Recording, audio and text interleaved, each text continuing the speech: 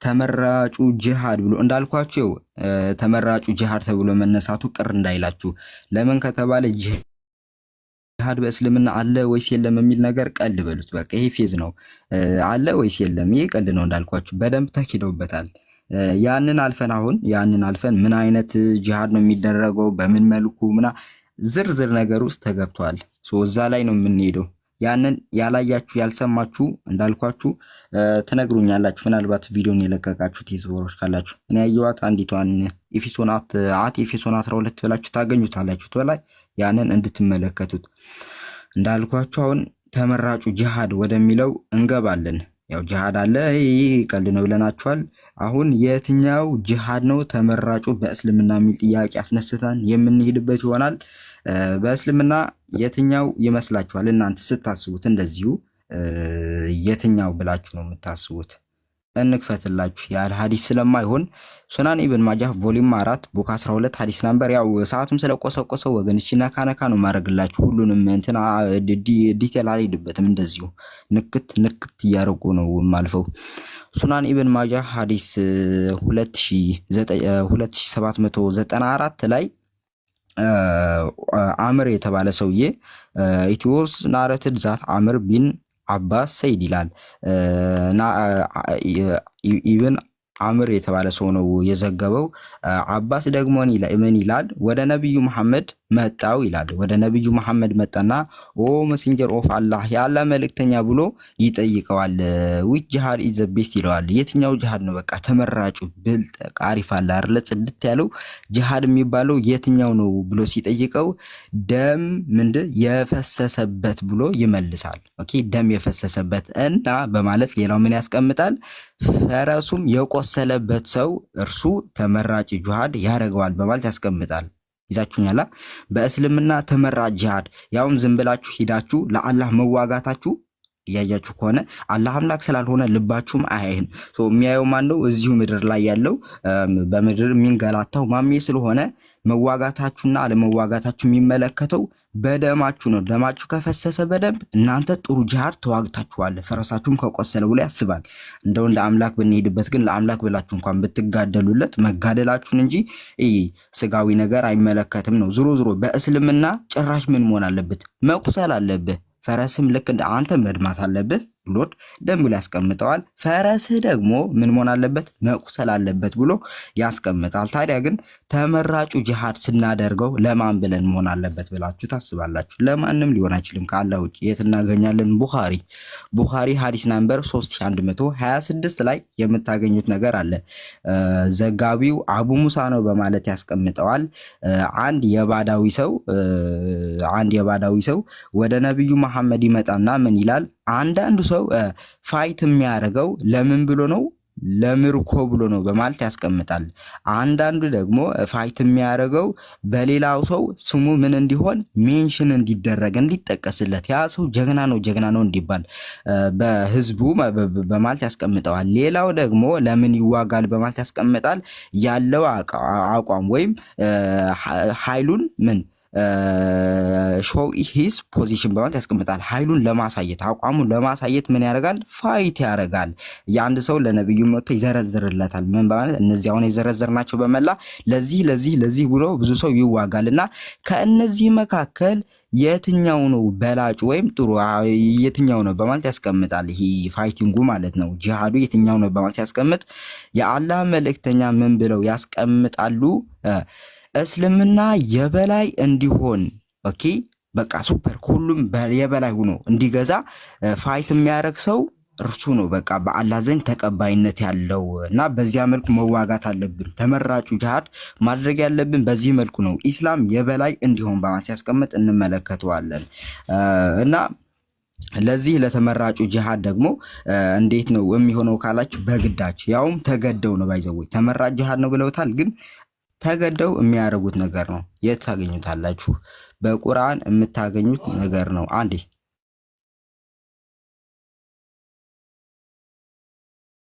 በቁርአን ታገኙታላችሁ። ቆይ ልክፈትላችሁ። የላሚቱ ምዕራፍ ላይ ቅጥፈት 216 ላይ አላህ የሚያስቀምጠው ነገር አለ በሚገርም ሁኔታ። ቅጥፈት ስንት 16 ላይ እንዲህ ይላል፣ መጋደል እርሱ ለእናንተ የተጠላ ሲሆን በእናንተ ላይ ተጻፈ። ምን ይላችኋል? አላህ እያያችሁ ከሆነ መጋደል ቆይ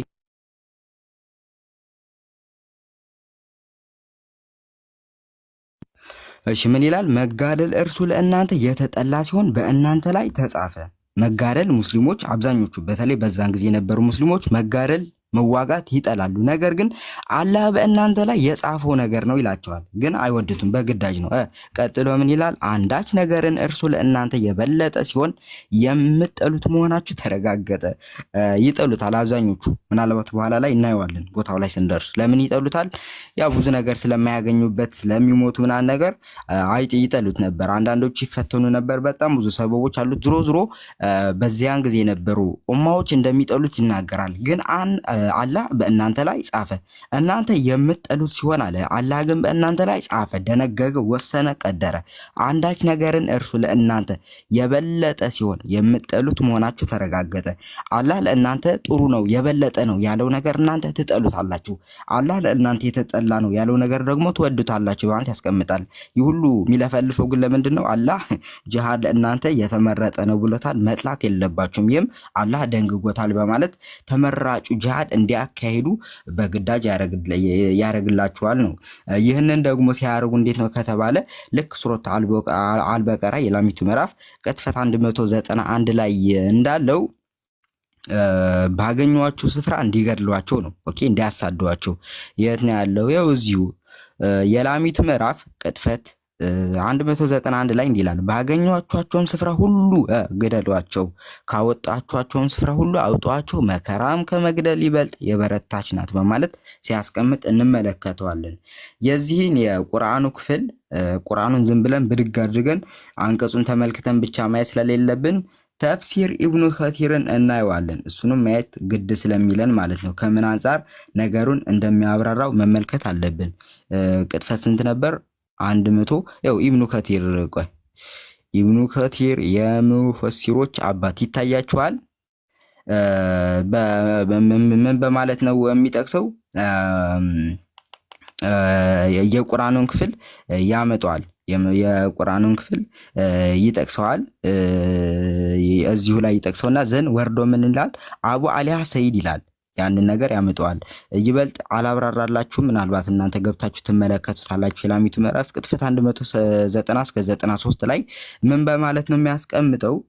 ይህ በአል መዲና የወረደ የቁርአን ክፍል ነው ወይም አያነሽ ይላል። ከወረደበት ጊዜ ጀምሮ በነገራችን ላይ ኢብኑ ከቲር የሚያስቀምጠው ነገር አለ። ምንድነው? የአላህ መልእክተኛ ይህቹ አያ ወይ ይህቹ አያ ስላችሁ የትኛዎቹ መሰለች? ላሳያችሁና የሱን ተፍሲር በጣም አሪፍ ነው። ባይዘው ኢብኑ ከቲርን ማየት አለባችሁ። የተከበረች አያ ያው የሰይፍ አያ ተብላም ትጠራለች እና ምን ያስቀምጣል? ይህቹ አያ እዚሁ ላይም አለች። ዘንኪል ዘም whoever you find them በምታገኛቸው ቦታ ሁሉ ግደላቸው የምትለዋ የቁርአን ክፍል ከመውረዷ በፊት የአላህ መልእክተኛ የማይዋጉትን አይዋጋም ነበር በማለት የኢብኑ ከቲር ቃል በቃል ያስቀምጣል። ምናልባት ይህንኑ ሙስሊሞች ሐሳባቸው የሚደግፍላቸው ሊመስላቸው ይችላል። ዝሮ ግን ምን ይላል ኢብኑ ከቲር? ማሜ የማይዋጉትን አይዋጋም ነበር። ይሄ ግን መች ነው? ይሄ ባይዘው እናምንበታለን እኛ ክርስቲያኖች። ማሜ የማይዋጉትን አይዋጋም ነበር ግን መች ነው?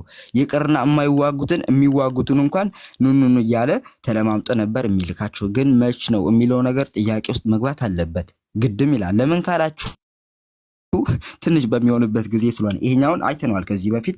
ትንሽ በሚሆንበት ምንድነው የሚያደርጉት የሚለውን በደንብ ስላየን ማለት ነውና ኢብኑ ከቲር ገና እንደጀመራችሁት ያንን ያስቀምጣል። ማሜ የማይዋጉትን አይዋጋም ነበር በማለት ያስቀምጣል። ዘን እታች መጥቶ ዘንኪል ዘም whoever you find them በምታገኛቸው ቦታ ሁሉ ግደላቸው ከሚለው የቁርአን ክፍል ወይም የሰይፍ አያ ከመውረዷ በፊት ነው በማለት ነው የሚያስቀምጠው። ማሜ ይህንን ያደርግ ነበር ወይ? አዎ የሚዋጉትን ብቻ የማይዋጉትን ይላል ራሱ ኢብኑ ከቲር። ወደ ኋላ ያስቀራቸው ነበር። ይሄ ግን እንዳልኳችሁ ይህች የቁርአን ክፍል ከመውረዷ በፊት ነውና የተመረጠ ጂሃድን በዚህ መንገድ ማድረግ እንዳለብን ማሜ ይናገራል። እዚሁ ከተመራጩ ጂሃድ ሳንወጣ በቡኻሪ ላይ አንድ የምናገኘው ታሪክ አለ። ቡኻሪ ቅጥፈት 26 ናምበር 26 ላይ ቁጥር 26 ላይ አቡ ሁረይራ ነው ተራኪው አቡ ሁረይራ ነው። የአላህ መልእክተኛ ሰለላሁ ዐለይሂ ወሰለም ከስራ የሚበልጠው የትኛው ነው ተብለው ሲጠየቁ ነው እንግዲህ ወዝ አስክድ ይላል ተጠይቆ ነበር። ምን ተብሎ ዋት ኢዝ ዘ ቤስት ዴት ተብሎ ከስራ ሁሉ የሚበልጠው አሪፍ ስራ በቃ ጽድት ያለው ስራ የተባለው ምንድነው ተብሎ ሲጠየቅ መሐመድ ምን ይላል መሰላችሁ? በአላህና በመልእክተኛው በመሐመድ ማመን ነው ምናምን ብሎ ይመልስና ጥያቄውን ቀጥሎ ሌላውስ በማለት ይጠይቃል። ኦኬ ሌላውስ ብሎ መልሶ ይጠይቃል። ጥያቄው ማለት ነው መልሶ ያንኑ ጥያቄ ይጠይቃል።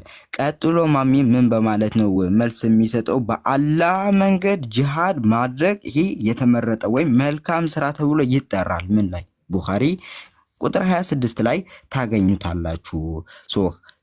በላጩ ጂሃድ የሚለውን ነገር ስለሆነ ያዝነው በእስልምና ከስራዎች ሁሉ የሚበልጠው መልካም ስራ የሚባለው ምንድነው ካላችሁ ጂሃድ ማድረግ ነው። ከሰዎች ጋር መዋጋት ወዘተርፈ ሌላም ጦርነቶች ማካሄድ። ሌላም ተጨማሪ ሐዲስ ምናልባት መስጠት ከተፈለገ እዚሁ አለላችሁ። የት? ቡኻሪ 527 ላይ የምታገኙት ሲሆን በነገራችን ላይ ከዚሁ ጋር ነገር ተያይዞ ተመራጩ ጂሃድ በእስልምና የትኛው ነው የሚለውን እያየን ስለሆነ ስለተመራጩ ጂሃድ ሲነሳ ሙስሊሞች የሚሉት ነገር አለ። አበቃ አሁን ላይ የለም አይሉም ይላሉ። ታዲያ ግን ይሄ ሐዲስ ያወግዛቸዋል፣ በሚገርም ሁኔታ ያወግዛቸዋል። ምን ላይ? ሱናን አናሳኝ ላይ በግልጽ ነብዩ መሐመድ ነብያቸው ማለት ነው የውሸት ነብያቸው ምን ይላል? 3561 ሱናን አናሳይ ላይ የምታገኙት ነገር አለ። ያ ምንድነው? አንድ ሰው ሰላማህ የተባለ ሰውዬ ከነብዩ ጋር ተቀምጦ ሳለ አንድ ሰው ወደ ነብዩ መልእክተኛ ይመጣል። ዘን የአላህ መልእክተኛ ሆይ ኦ ሜሴንጀር ኦፍ አላህ ይለዋል። ህዝቦቹ አብዛኞቹ ሰልችቷቸዋል ይለዋል። እና ምን ይለዋል? የጦርነት ፍላጎታቸውን አጥተው መሳሪያቸውን አስቀምጠው ጂሃድ የለም ጦርነት አብቅቷል እያሉ ነው ብሎ ለነብዩ መሐመድ ይነግረዋል። ለምን መሰላችሁ? ያው በእርግጥ ብዙ ጊዜ ቢሳካላቸውም አንዳንዴ ግን አይሳካላቸውም ነበር። ማሚ ብዙ ሀገራትን አጥፍቷል፣ ደምስሷል። ዞሮ ግን ሳያጠፋም ሲቀር ነበር አንዳንዴ እና እያጓጓ ምናምን ነገር ሲወስዳቸው ምንም አያገኙም ነበር። እነዚህ ሰዎች አጥተው ብቻ ነበር የሚመለሱትና እነዚህ ሰዎች በቃን ይላሉ። ካሁን በኋላ ጂሃድ የለም አበቃ ሲሉ ማሚ ቃል በቃል ምሮ የሚላቸው ዘር አይ ላይንግ ፊቱን አዞረና ዘ ሜሴንጀር ኦፍ አላህ ፊቱን አዘረ ወደ ሰውየው አዞረና ሂ ሴድ ምን አለ? ዜ አር ላይንግ ዋሽተዋል፣ ውሸታሞች ናቸው። እንዲህ ብሎ ያቆማል? አያቆምም። ፋይቲንግ ይሄ ጦርነት የሚሆነው የመጨረሻው ኡማ አለ አይደለ? የነብዩ ኡማ አለ ተብሎ ይታመናል። ከጸረ ኢሳ ሰውዬ ማን ነበር? ስሙን ጥሩልኝ እስኪ፣ አላህ ይጥራው። አንድ አይኑ የተመታው ዙሮ ያንን ደጃል። እሺ ስሙን አላህ ይጥራው፣ ረስቼው ነበር። ከደጃል ጋር የሚዋጋ ኡማ አለና አሁን እኔ ነብይ ሁኜ ከመጣሁበት ጊዜ ጀምሮ እስከ መጨረሻው ማለትም ደጃልን የመጨረሻው ጂሃዲስቶች ደጃልን የሚዋጉ ናቸው ተብሎ በእስልምና ስለሚታመን እስከዚያ ጊዜ ድረስ ጀምሮ ጂሃድ አይቆምም እስከ ትንሣኤ ቀን ድረስ ነው የሚለው። አንቲል በቃ ይሄ የትንሣኤ ቀን እስኪመጣ ድረስ አላህ እንደውም አንቲል ዘ ሃዋር ቢንግስ ኤንድ አንቲል ዘ ፕሮሚሲስ ኦፍ አላህ ካምስ ይላል። አላህ በራሱ የገባው ቃል አለ በቂያማ ቀን እንደሚመጣ ምን አይደለ? ያ ቀን እስኪከሰት ድረስ ይሄ ነገር አይጠፋም በማለት ያስቀምጣል። ሐዲሱ አንድ ነው ወይ አይደለም? ተመሳሳይ ሐዲስ አለ ሙስሊም ላይ። ሐዲሱ ይሄ ማጠናከር ከተፈለገ ማለት ነው 1924 ላይ ጂሃድ አበቃ የለም የሚሉ ካሉ ውሸታሞች ናቸው። ኦኬ እስከ መጨረሻው ጂሃዲስቶች ማለትም ደጃልን የሚዋጉም አሉ አይደለ?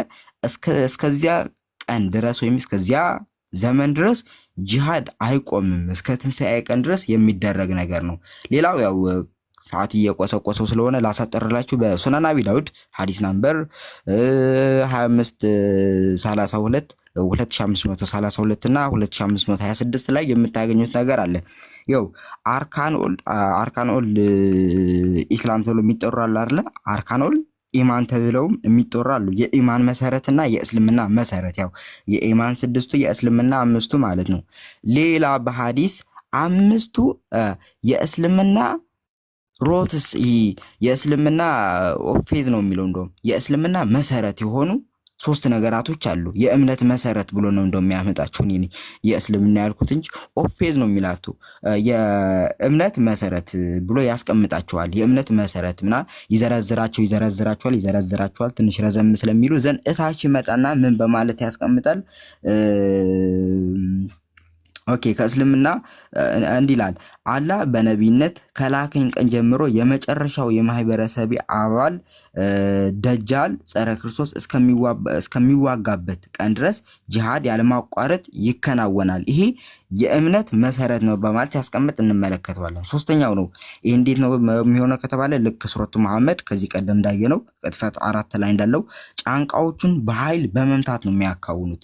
ኦኬ ሌላው አሁን ተመራጩ ጂሃድ የሚለውን ካነሳን አይቀሬ ለዚህ ለተመራጩ ጂሃድ ደግሞ ተመራጭ ሰዎች አሉ። መቼስ የተመረጠን ነገር አላህ መርጦ ለዚያ ደግሞ የሚያገለግሉት የተመረጠ ያገኙ ማለት አይደለም።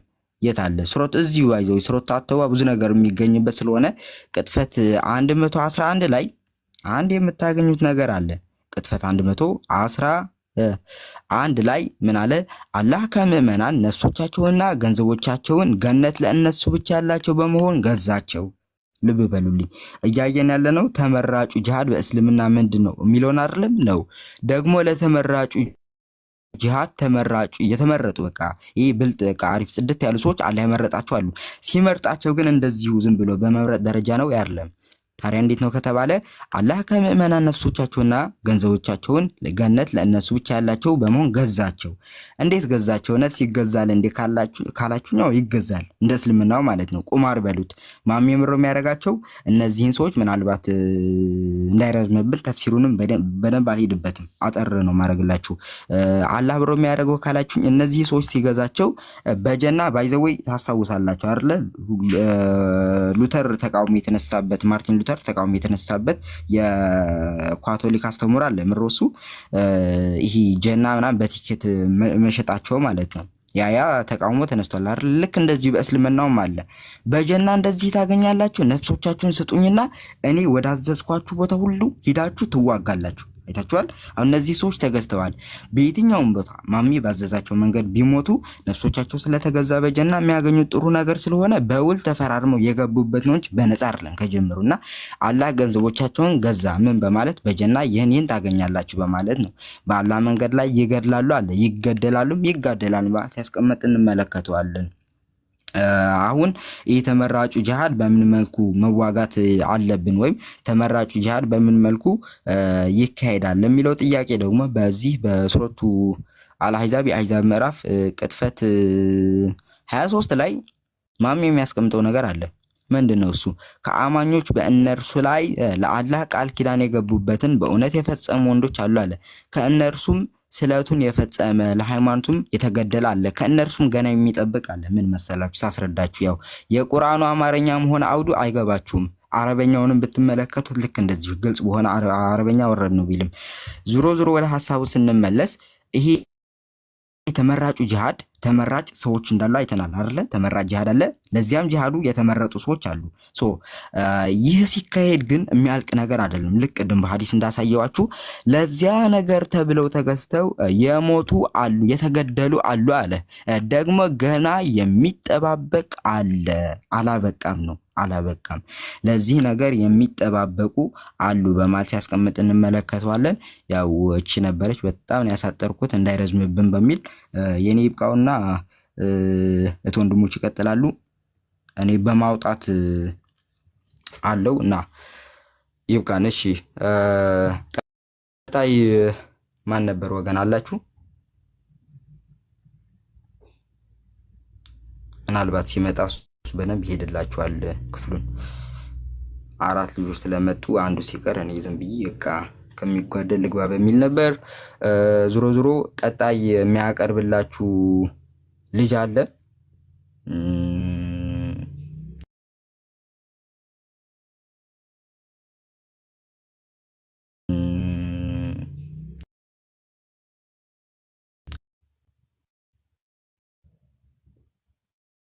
እዩ አለ አለው። እሺ እንኳን በሰላም መጣ። እንኳን በሰላም መጣ። ቀጥል። እሺ ለቀጥልልህ። ሱረቱል ተውባ የምታወራውን በመላ ከፍትልሃለሁ። እሺ ሱረቱል ተውባ አያ 49 ላይ ስላለመዋጋት የሚናገር ክፍል አለ እና ምንድነው እሱም ከነሱ ውስጥ ለእኔ ተከፍተው ከነሱ ውስጥ ለእኔ ፍቀድልኝ አትሞክረኝም የሚል ሰው አለ። ንቁ በመከራ ውስጥም ወደ ገሃነም ከሃዲዎች በእርግጥ ከባቢ ናት ይላል። ምን ይለናል እዚህ ጋር? ለእኔ ፍቀድልኝ አትሞክረኝ እያለ ከጅሃድ ለመሸሽ ፍላጎት ያለው ሰው እንዳለ ይነግረናል። ነገር ግን አለመዋጋት ይችላሉ የሚለውን ነገር ስናይ ወደ ተፍሲራት እንግባና ኢብን ከቲር ጋር ገብተን እስኪ እንየው። እሱ ጋር ማለት ነው። ኢብን ከቲር ጋር ስንገባ ከነሱ ውስጥ ለእኔ ፍቀድልኝ አትሞክረኝ የሚል ሰው አለ። ንቁ በመከራ ውስጥም ወደቁ ገሃነም ከሃዲዎች በእርግጥ ከባቢ ናት ይላል። አሁን ባለመዋጋቱ ምክንያት ወደ ገሃነም እንደሚገባ ያሳየናል። ግን ኢብን ከቲሩን እስኪ እንመልከተው። ኢብኑ ከቲር ልቀቁኝ ወደኋላ ልቅር እያለ ሲማጸን የነበረ ሰውን ይነግረናል። እና ከአንተ ጋር ሂጄ የሮማውያን ሴቶችን ባያቸው አትፈትኑኝ አላቸው። አላህም እንዲህ ሲል መለሰ፣ በእርግጥ ለፍርድ ወርቀዋል በተናገሩት ንግግር ምክንያት ብሎ ይህን አያ እንደወረደ ይነግረናል ማለት ነው። በዚህም ዓመት ቢጫዎቹን ወይም ደግሞ ሮማውያንን መዋጋት ትፈልጋለህን ብሎ የአላህ መልእክተኛ ሲጠይቀው ምን ብሎ ይመልስላቸዋል? ወገኔ በእኔ ላይ ለሴት የሚወዳቸው ወንድ እንደሌለ ምን ብሎ ይናገራል? ወገኖች ከኔ በላይ ለሴት የሚወዳቸው ሴትን ከኔ በላይ የሚወዳቸው እንደሌለ ያውቃሉ። የብቻ ሴቶችን ካየሁ አልታገስም ብዬ እፈራለሁ። የአላህ መልእክተኛ ሆይ ልቀቁኝ እያለ ሲማጸን ኢብኑ ከቲር ይነግረናል እዚህ ጋር ማለት ነው። እና ምንድነው እያለ ያለው እሱ? ልቀቁኝ ከኔ በላይ ምንም ለሴቶች እወሰወሳለሁ እያለ ሲነግረው ይነግረናል ማለት ነው። ነገር ግን ይፈቅድለታል የሚለውን ነገር እዛው ጋር ስናይ እንደማይፈቅድለት ያሳየናል። አስፈቅዳለሁ ጉዳዮች ይቺ አያወረደ ይችላል። በዚህ ምክንያት ይሄ አያወረደ እንደዚህ የሚሉ አሉ የሚል ነገር። ከዛ ከነሱ ውስጥ ተወኝና አትፈትኑኝ የሚል አለ። የሚለውን በደንብ ሲያብራራው ኢብን ከቲር ምን ይላል? ባለመግባቱና ደህንነታችን በመምረጡ የወደቀበት ፊትህ እንዳለ ተናግሯል። ለመልእክተኛው ደህንነት በውሸት እፈራለሁ ከተባሉ ፊታውስ የከፋ ነው ይለናል። ምክንያቱም ሰውየው የራሱን ደህንነት ስለፈለገ ብቻ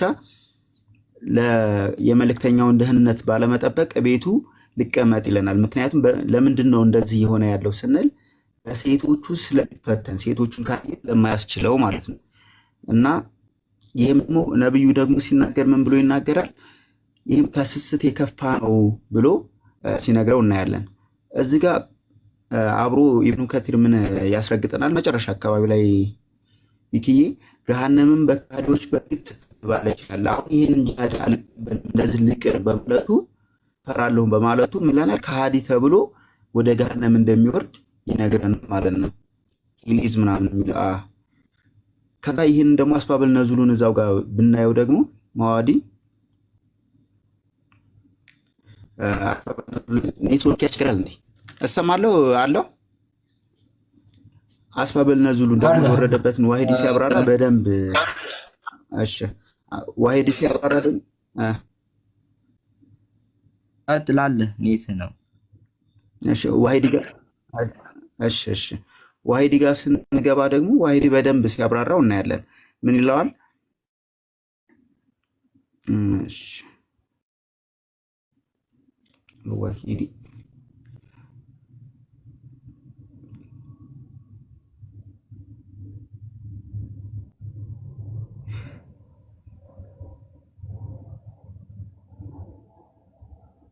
እዩ አለ ወይስ ተቋርጠ ነው?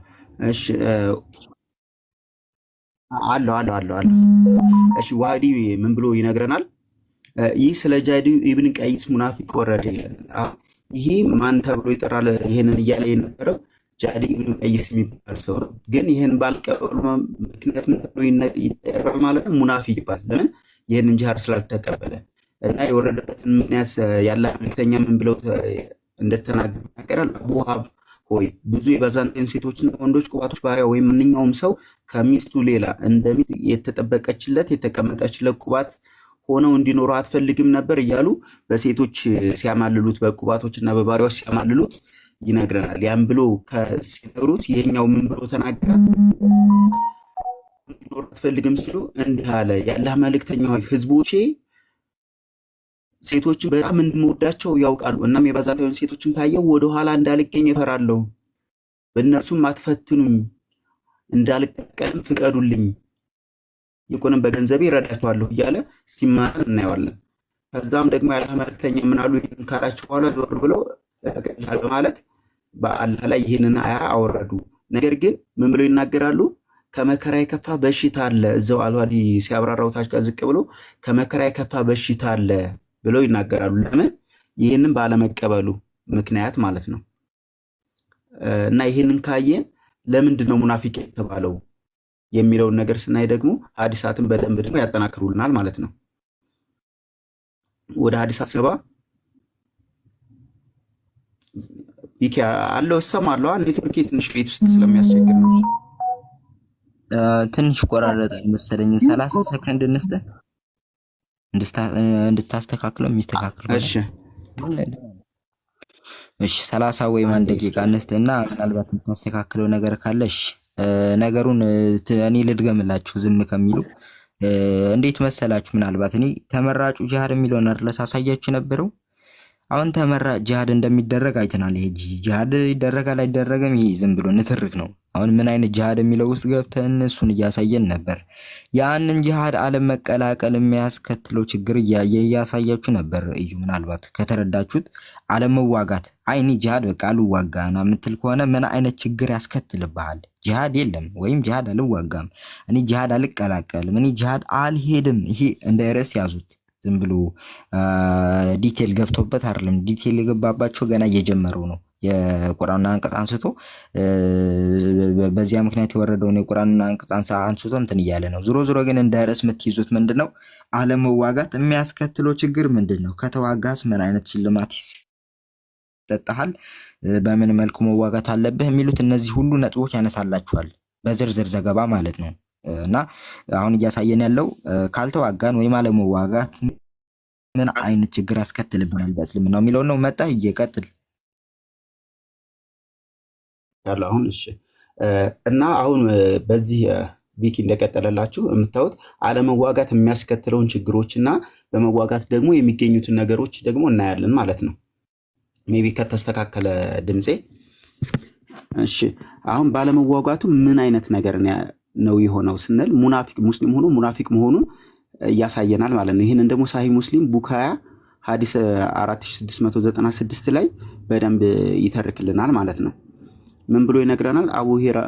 አቡ ሂረራ ነው የተረከው። የአላህ መልእክተኛ እንዲህ ብለዋል ይለናል። የሞተው ግን በአላህ መንገድ ላይ ያልተዋጋው ወይም ለጂሃድ ምንም አይነት ፍላጎት ወይም ቁርጠኝነት ያልገለጸ ሙናፊቅ ሆኖ ነው የሞተው ይላል። አሁን አስቡት፣ እዚህ ላይ ምን እያለን ነው? የሞተው በአላህ መንገድ ሳይዋጋ ነው። ለጂሃድ ምንም አይነት ፍላጎትና ቁርጠኝነት ሳያሳይ ነው። በነፍሱም በገንዘቡም ሰስተዋል ማለት ነው። እንደዛ በመሆኑ ሙናፊቅ ይባላል። በዚህ ምክንያት ደግሞ ወደ ገሃነም እንደሚወርደው እናያለን ማለት ነው። ከዛ እዛው ጋር ምን አይነት ጂሃዶች ናቸው ያሉት? አሁን በእስልምና ምን አይነት ጂሃድ ነው የምናገኛቸውን ስንል አንደኛው የገንዘብ ጂሃድ፣ የገንዘብ ጂሃድ ከመዋጋት መክፈል አለበት ማለት ነው። ይህንን ደግሞ ሱረቱን አኒሳ 95 ላይ የሴቶቹ ምዕራፍ 295 ላይ እንደዚህ ብሎ ያስቀምጥልናል። ያውጣላችሁና ከምዕመናን የጉዳት ባለቤት ከሆኑት በቀር ተቀማጮችና በአላህ መንገድ በገንዘቦቻቸውና በነፍሶቻቸው የሚታገሉትን አያካትትም ይላል። አሁን የጉዳት ባለቤት የሚሏቸውን ምን እንደሆኑ ለብቻ እናብራራለን። ግን እዚህ ጋር ምን ብሎ ያስቀምጣል? በገንዘቦቻቸውና በነፍሶቻቸው የሚታገሉት አላህ በተቀማጮቹ ላይ በደረጃ አበላለጠ። በገንዘብና በነፍሶቻቸው ላይ የሚታገሉትን ምን አረጋቸው? አላህ በደረጃና በገንዘብ አበላለጠ። አስቧቸው፣ እነዚያ የተቀመጡት የጉዳት ባለቤት ሆነው ነው። ግን በደንብ መጣበታለሁ። ለሁሉም አላህ መልካሚቱን ገነት ተስፋ ሰጠ። ታጋዮችንም በተቀማጮች ላይ አላህ በታላቅ ምንዳ አበለጣቸው ይለናል። አሁን አስቡት፣ የተዋጉት እነዛ አካል ጉዳተኛ ሁነው እቤት አይነ ስውር ወይም ደግሞ አንካሳ ሆነው የተቀመጡት ለመዋጋት ስላልቻሉ ብቻ እነዚህ ደግሞ ወጥተው የተዋጉት ተገደው ምን ብለው ወጥተው የተዋጉት የተሻለና ትልቅ ጀነትን እንደሚያገኙ ትልቅ ምንዳ እንደሚመነዳቸው ይነግረናል ማለት ነው። ምን ስላረጉ? በገንዘባቸው። አሁን አስቡት፣ በገንዘብ ትልቅ ጅሃድ አለ ማለት ነው። ትልቅ ጦርነት አለ። ያን ደግሞ በደንብ ቀጣው ክፍል ላይ በደንብ እመጣበታለሁ። ምክንያቱም ያው እስልምና በነገራችን ላይ ገንዘብ ላይ ነው በጣም ትኩረት የሚያደርገው። ጅሃድና ገንዘብ ላይ በጣም ዋና ነገራቸው ነው። ግን እነዚህ ሁነውስ ምንድን ነው የሚያገኙት የሚለውን ደግሞ አብረን እናያለን። ጦርነትና ባለመቀላቀሉ አሁን ይህን ጅሃድ ባለመቀላቀላቸው ምን ያመጣባቸዋል? ንስሐ ያሰጣቸዋል ይለናል። ንስሐ ግዴታ ያስገባቸዋል። አስቡት። ከዛ ከአብ አይነሱ ሳሂህ ቡኻሪ ቮሊዩም 9 ቡክ 89 ሐዲስ 331 ላይ ስንገባ ምን እናገኛለን? አለው ዲኪ አለ እሺ እና ሳሂህ ቡኻሪ ቡክ ቮሊዩም 9 ቡክ 89 ሐዲስ 331 ላይ ስንገባ ከአብ አይነ ስውር በሆነ ጊዜ ይልና ጊዜ በልጆቹ መካከል የከአብ መሪ ማን ነበር? ከአብ ቢን ማሊክ እንዲህ ሲል ሰማሁ ይላል። አንዳንድ ሰዎች ወደኋላ በቀሩ ጊዜ ወደኋላ የቀሩት ከምንድን ነው? ጅሃድ አልሄድም ብለው ማለት ነው። እና የአላህ መልእክተኛ በተቡክ ጦርነት በተቀላቀሉ ጊዜ እና ከዚያም የአላህ መልእክተኛ ይልና ሙስሊሞች እንዳይናገሩን በከልክለው ነበረ። እነዚያ የቀሩት ሰዎች ምን አሉ? እንዳያናግሩን። ሙስሊሞች አሁን ሙስሊም ናቸው፣ አስቡት። ጦርነቱን አልተቀላቀሉም፣ ነገር ግን እንዳያናግሩን ብለው ከለከሏቸው። እናም እኛም አለ እኔና ባልደረቦች በዚህ ሁኔታ 50 ሌሊት አደረግን። 50 ሌሊት ሙሉ ንስሐ ገቡ ማለት ነው። ቀኖና እንደምንለው እንደኛም እንደዛ ንስሐ ገቡ። አኮረፏቸው፣ በቃ ጭራሽ ሊያናግሯቸው አልቻሉም። ከዛም የአላህ መልእክተኛ አላህ መቀበሉን አበሰረ፣ የኛን ንስሐ ተቀብሎናል ይላል። 50 ዓመት ሙሉ 51 ቀን ሙሉ ንስሐ ገብተው ዘግተዋቸው ማለት ነው። እንግዲህ ሙስሊም ወንድማማች ነን ምናምን እንደዛ ሲሉ እናያቸዋለን በአካባቢያችን፣ ግን ጭራሽ አይደለም። ሪፒታንስ ይላል፣ ተቀበላቸው ብሎ ንስሐቸው እንደተቀበላቸው ይነግረናል ማለት ነው። ከዛ ደግሞ ቀጣይ ምናያለን በሁለቱም አይነት ጅሃድን መቀላቀል አለብን ማለት ነው። በምንና በምን? ቀላልም ከባድም ሆናችሁ አስቡት። ቀላልም ከባድም ሆናችሁ ዝመቱ። አሁን በደንብ እንድትሰሙኝ እዚህ ጋር እፈልጋለሁ፣ በተለይ ክርስቲያን እህት ወንድሞቼ ሙስሊሞችም ጭምር ማለት ነው። ሱረቱል ተውባ አያ 41 ላይ ምን ይለናል? ቀላሎችም ከባዶችም ሆናችሁ ዝመቱ። ምን ሆናችሁ? ቀላሎችም ከባዶችም ሆናችሁ ዝመቱ፣ በአላህ መንገድ በገንዘቦቻቸው በነፍሳቸው ታገሉ ብሎ ሲነግረን እንሰማለን ማለት ነው። ከዛ ይህ የምታውቁ ብትሆኑ ለእናንተ በጣም የተሻለ ነው ይላቸዋል። ይህን ማን ነው የሚለው? እንግዲህ ቁርአን ያላህ ቃል ነው ይላሉ። አላህ እንደሚነግራቸው ነው የሚያስቡት። ግን ምን ይላቸው? ቀላሎችም ከባዶችም ሆናችሁ ዝመቱ። ምንድነው ቀላል ምንድነው ከባድ የሚለውን ኢብኑ ከቲር በደንብ ያብራራልናል ማለት ነው። እዚህ ጋር ኢብኑ ከቲር ጋር ስንገባ በሁለቱም ሁኔታዎች ጅሃድ ያስፈልጋል ይለና መጋቢት ወር ቀላልም ሆንክ ከባድ ከሱራ ባራ የወረደው የመጀመሪያው ክፍል ነው ይለናል። ሙተአሚን ብን ሰለይማን እንደተረከው አባቱ እንዲህ አለ፣ ሀድርማን አንዳንድ ሰዎች ያውጁ ነበር ተብሎ እንደተነገረው ተናግሯል። በህመምም ሆነ በጣም አስተውል፣ በህመምም ሆነ በእድሜ የገፉ በመሆናቸው ኃጢአትን እንዳያገኙ ከጂሃድ ኃይሎች ኋላ ቢቀሩ ይቺ አያት ወረደች። ይቺ አያት የወረደችው ምንድነው? ታመው ወይ ደግሞ በጣም በእድሜ ያረጁ ነው መንቀሳቀስ የማይችሉ ነው የቀሩ ሲሆኑ ነው ይልና አንዱን ክፍል ያስቀምጣል። ግን እዚህ ጋር በደንብ የምናየው ነገር አለ። ከካህዲዎች ወይም ደግሞ የመጽሐፉ ሰዎች ማለት እኛ ክርስቲያኖች ነን እና አይሁዶች ማለት ነው እና ሮማውያን የአላህን ጠላቶች ለመዋጋት ከአላህ መልእክተኛ በጅምላ እንዲንቀሳቀሱ አዘዘ። ምን ሆነው? በጅምላ ጅምላ ማለት ሁሉም ማለት ነው። በብዙ ቁጥር ሆነው እንዲንቀሳቀሱ አዘዘ። ማን? አላህ አዘዘ። ከዛስ አላህም ምዕመናንን ንቁ፣ ሰነፍ፣ ምቾት ወይም አስቸጋሪ ሁኔታ ቢገጥማቸው ሁሉም ከመልእክተኛው ጋር እንዲዘምቱ ደነገገ። ይህ ድንጋጌ ነው፣ ትዕዛዝ ነው ይለናል። ከማን ጋር? ከመልእክተኛው ጋር። ምን ሆነው? በንቃትና በትጋት ሆነው በስንፍና ሳይሆን ምቾት ምናምን ጠብቀው ሳይሆን ሁሌም እንዲዘምቱ ያስገድዳቸዋል። አሁን ይሄንን በደንብ ደግሞ ዘው ጋር ሲያብራራው ምን ይላል? ሽማግሌም ሆንክ ወጣት አላህ ለማንም ሰበብ አልተወም ይላቸዋል። አስቡት፣ ሽማግሌም ሆነ ወጣትም ሆነ ለማንም ሰበብ አልተወም፣ ምንም ምክንያት ወይም ደግሞ ሰበብ ማቅረብ አትችልም እያለ ነው። ወደ አሽሽም ዘምቶ እስኪገድል ድረስ ተዋግቷል ይለንና በሌላ ዘገባ ደግሞ ምን እናገኛለን? ቀላልም ሆንክ በከበዳችሁ ሰልፉ በገንዘቦቻችሁ በነፍሶቻችሁ በአላህ መንገድ ታገሉ ይላል። ቢያንስ እንደዚህ ደካማ እንኳ ከሆናችሁ በገንዘብ በሆን መታገል አለባችሁ እያለ ነው። ሽማግሌም ሆነ ታናሽ ብንሆን አላህ እንድንቀሳቀስ እንደጠራን አይቻለሁ የኔ ሆይ ልጆችን አዘጋጁአል። አሁን ልጆቹን እንዳዘጋጁ ያ ሽማግሌ ሰውዬ ላከ ማለት ነው። ልጆቹን እያስገደደ እኛ በአንተ ቦታ ጂሃድን እንሰራለን ብለው ለአባታቸው ደግሞ እነሱ እሺ ሲሉት እናያለን እዛው ላይ ማለት ነው። አቡ ጧልሃ እምቢ አለና በሞዓብ ትእዛዝ ወዲህ ባህሩ ወደዚህ ከዚህ እያለ ይቀጥላል። ቀላል ወይም ከባድ አስቡት። እዚህ ጋር ቀላል ወይም ከባድ የሚለውን ሀብታም፣ ድሆች፣ ጠንካራ ወይም ደካማ አንድ ሰው ወደ ፊት ቀርቦ አለ። አሁን በጣም እዚህ ጋር አስተውሉ። ሀብታም ወይም ድሃ ሆናችሁ እሺ፣ ጠንካራ ወይም ደካማ ሆናችሁ ዝመቱ ተበሉና ተገደዱ። ሁሉም ሲገደዱ አንድ ሰው ወደዚህ ቀረበ። ቅድም አሁን አንድ ሰው ምን አይተናል? በሴት ምክንያት እፈራለሁ ምናምን ሲል አይተናል። እዚህ ጋር ደግሞ አንድ ሰው ምክንያት ሊያቀርብ ነው። ምን ብሎ አቀረበ? ወደፊት ቀርቦ ወፍራም ነበርና አጉረመረመና ከጂሃድ በኋላ እንዲቆይ ፍቃድ ጠየቀ። ነብዩ ግን ፍቃደኛ አልሆኑም ይለናል። አስቡት። ከጂሃድ መቅረት ፈለገ። ምን ስለሆነ? ወፍራም ስለሆነ፣ መንቀሳቀስ ስለማይችል፣ መሄድ ስለማይችል ምን ሆነ? ወደኋላ መቅረት ፈለገ። ነገር ግን ነብዩ ምን አልሆኑለትም? ደካማ አልሆኑለትም። በጣም አስተውሉ። ከዛ ደግሞ እዛው ክፍል ላይ ምን ብሎ ያብራራልናል? ገንዘብ ያላቸውን ሰዎች ሲያማልላቸውና በገንዘባቸው እንደ ቁማር ሲያሳያቸው እናያለን። ምን የሚል ክፍል እናያለን? ዝቅ ብለን ትንሽ ገንዘብ ልታወጣ ትችላለህ ይሆናል፣ ነገር ግን አላህ በቅርቢቱ የጠላትህን ንብረት እንዲሁም በመጨረሻው ዓለም የሚጠብቅልህን ክብር ይከፍልልሃል አለው። አሁን ምን እያለን ነው? እዚህ ጋር ትንሽ ገንዘብ ካወጣህ አለው፣ ሀብታሙን ማለት ነው። ትንሽ ገንዘብ ካወጣህ ለዚህ ለጂሃድ የሚወረሱ ወይም ደግሞ የሚማረኩ ያው እንደምታውቁት የምርኮ ገንዘብ ያለህና የመልእክተኛው ስለሆኑ እንደዛ ስለምታገኝ በዚህኛውም የምርኮ ገንዘብን ታገኛለህ። ኦኬ፣ በዚህኛውም የምርኮ ገንዘብን ታገኛለህ፣ በዛኛውም ዓለም ምን ታገኛለህ ይለዋል? ጀነትን ታገኛለህ። ምን ስላረገ? ገንዘብን ስላዋጣ።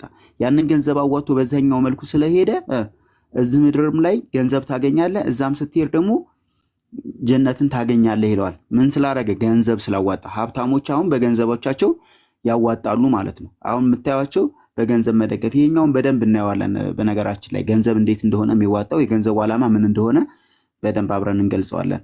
እና አላህም ለሙጃሂድ ጉዳዩን ቢገድለው በጀነት ውስጥ እንደሚያስገባው ቃል ገብቷል እያላቸው ደግሞ ወይም ደግሞ ባገኘው ምንዳ ጦርነቱ ወደ ቤቱ እንዲመልሰው እናምናለን እያለ እናም አላህ እንዲህ አለ ብሎ ሲነግረን እናያለን። ምን ስለሆነ ቢገደልና ቢሞት ምን ያለው የሚዋጋው ሰው አላህ ምንዳ እንደሚመዳው ወይንም በጀነት እንደሚገባ እናያለን ይላል። ግን ጀነት አገባብ ውስጥ በምን አይነት መልኩ ነው የሚለውን ደግሞ አብረን በደንብ እናያለን። በጣም እነዚህን መስመሮች እንድትይዙልኝ ፈልጋለሁ፣ ቀጣይ በደንብ ስለሚሄድባቸው ማለት ነው። ጂሃድ በእናንተ በሙስሊሞች አስቡ። ጂሃድ በእናንተ በሙስሊሞች ላይ የተደነገገ ነው። ምንም ብትጠሉም ለእናንተ የሚጠቅም ነገር ልትጠሉና ለእናንተ መጥፎ ነገርን ልትወዱ ትችላላችሁ። አላህ ያውቃል ግን እናንተ አታውቁም እያለ ሙሐመድ ሲነግራቸው ወይ ደግሞ አላህ በቁርአኑ ሲነግራቸው እናያለን። ምን እያላቸው ነው? እዚህ ጋር ግዴታ ነው ጂሃድ። በነገራችን ላይ በእስልምና ጂሃድ ግዴታ ነው፣ ምንም ምርጫ የለውም። በየትኛውም ቋንቋ ጂሃድን መቀላቀል ጂሃድን መሄድ ያስፈልጋል እያለን ነው። ቪኪል ልጠብቀው ወይስ እሰማለሁ? አሻም ይቤላ ትሰማለህ? ከቻልክ አንተ በትልቁ ሆን ቪኪ ስልክ ገብቶበት መሰለኝ። ናኑ ካለሽ በትልቁ አድርጊው። ዮሐንስን ቻርጅ ልሰካ ብሎ ነበረ እንትን ያለው ከታች ኮሜንት ጽፎ ነበረ።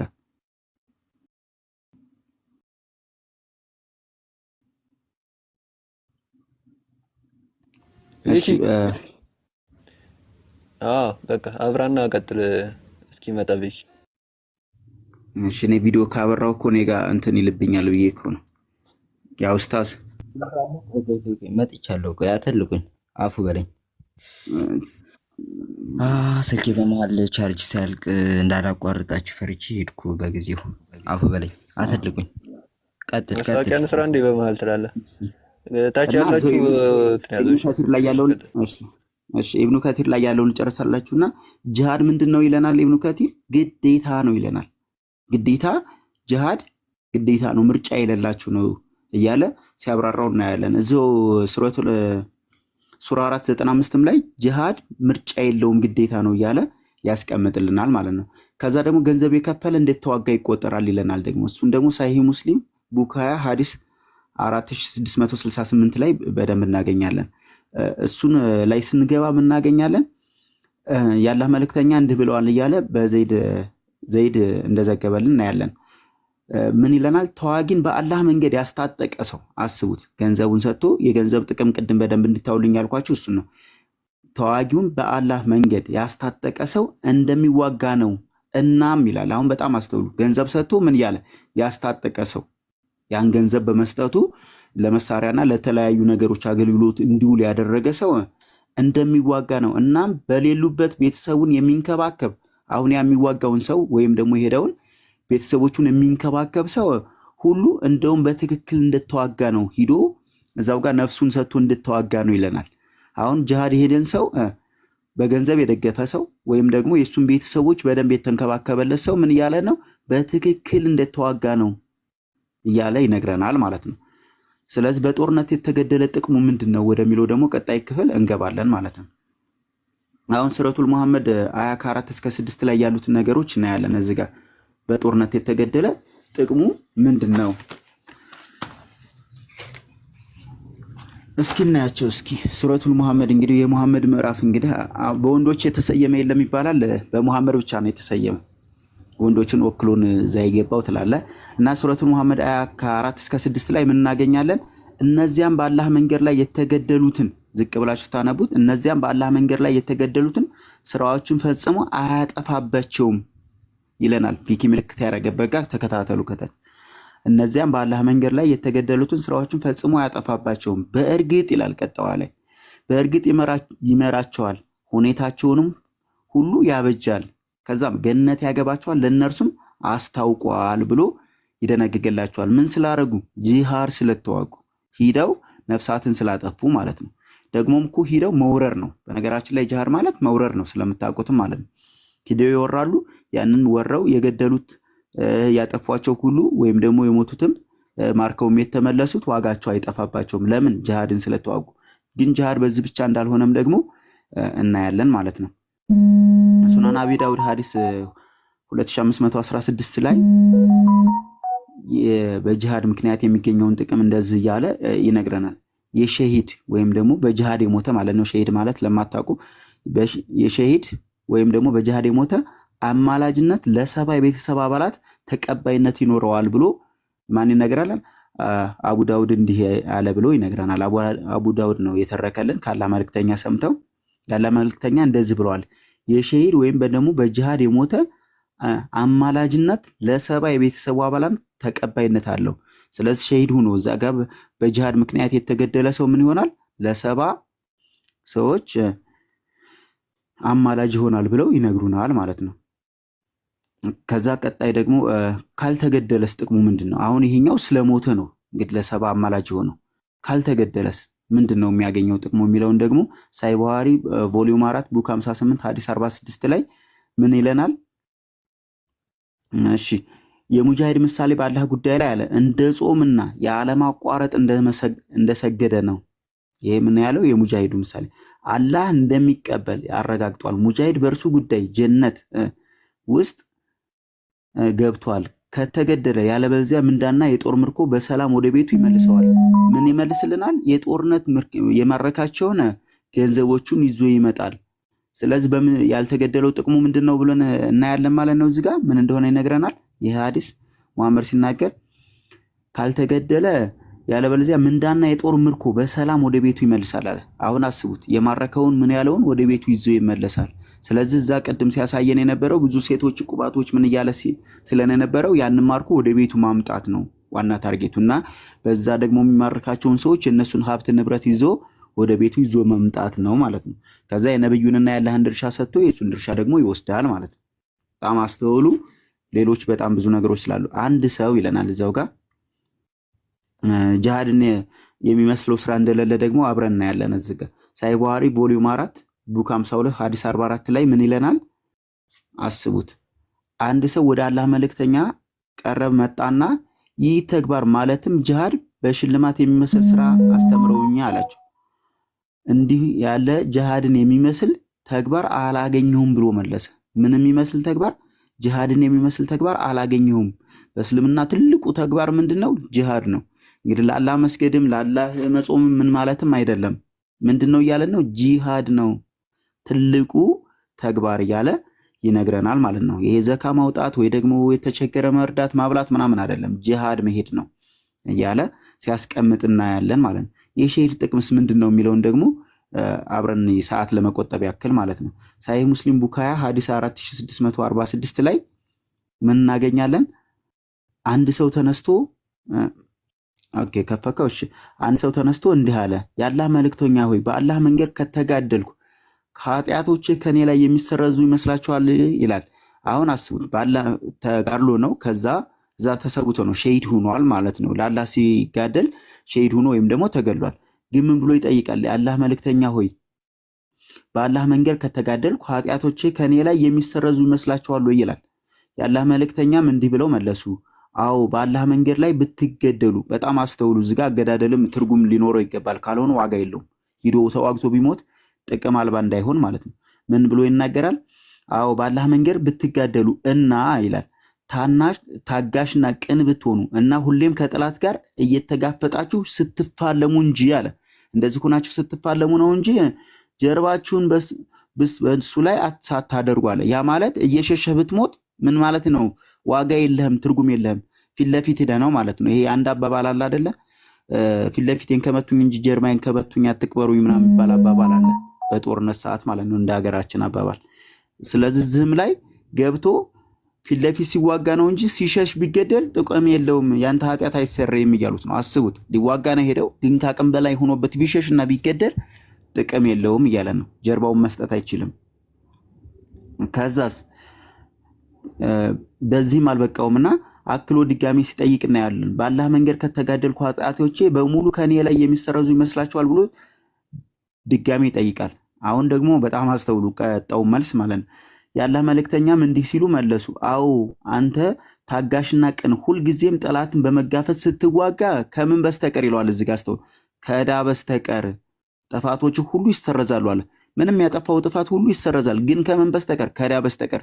ምክንያቱም እነዚህ ዕዳዎች የማን ናቸው? የአላህና የመልእክተኛው ስለሆኑ፣ ገንዘብ ስለሆኑ አይምርም ማሜ ማለት ነው። ገንዘቡ ትልቅ ትርጉም አለው። ለምን? ከዕዳ በስተቀር።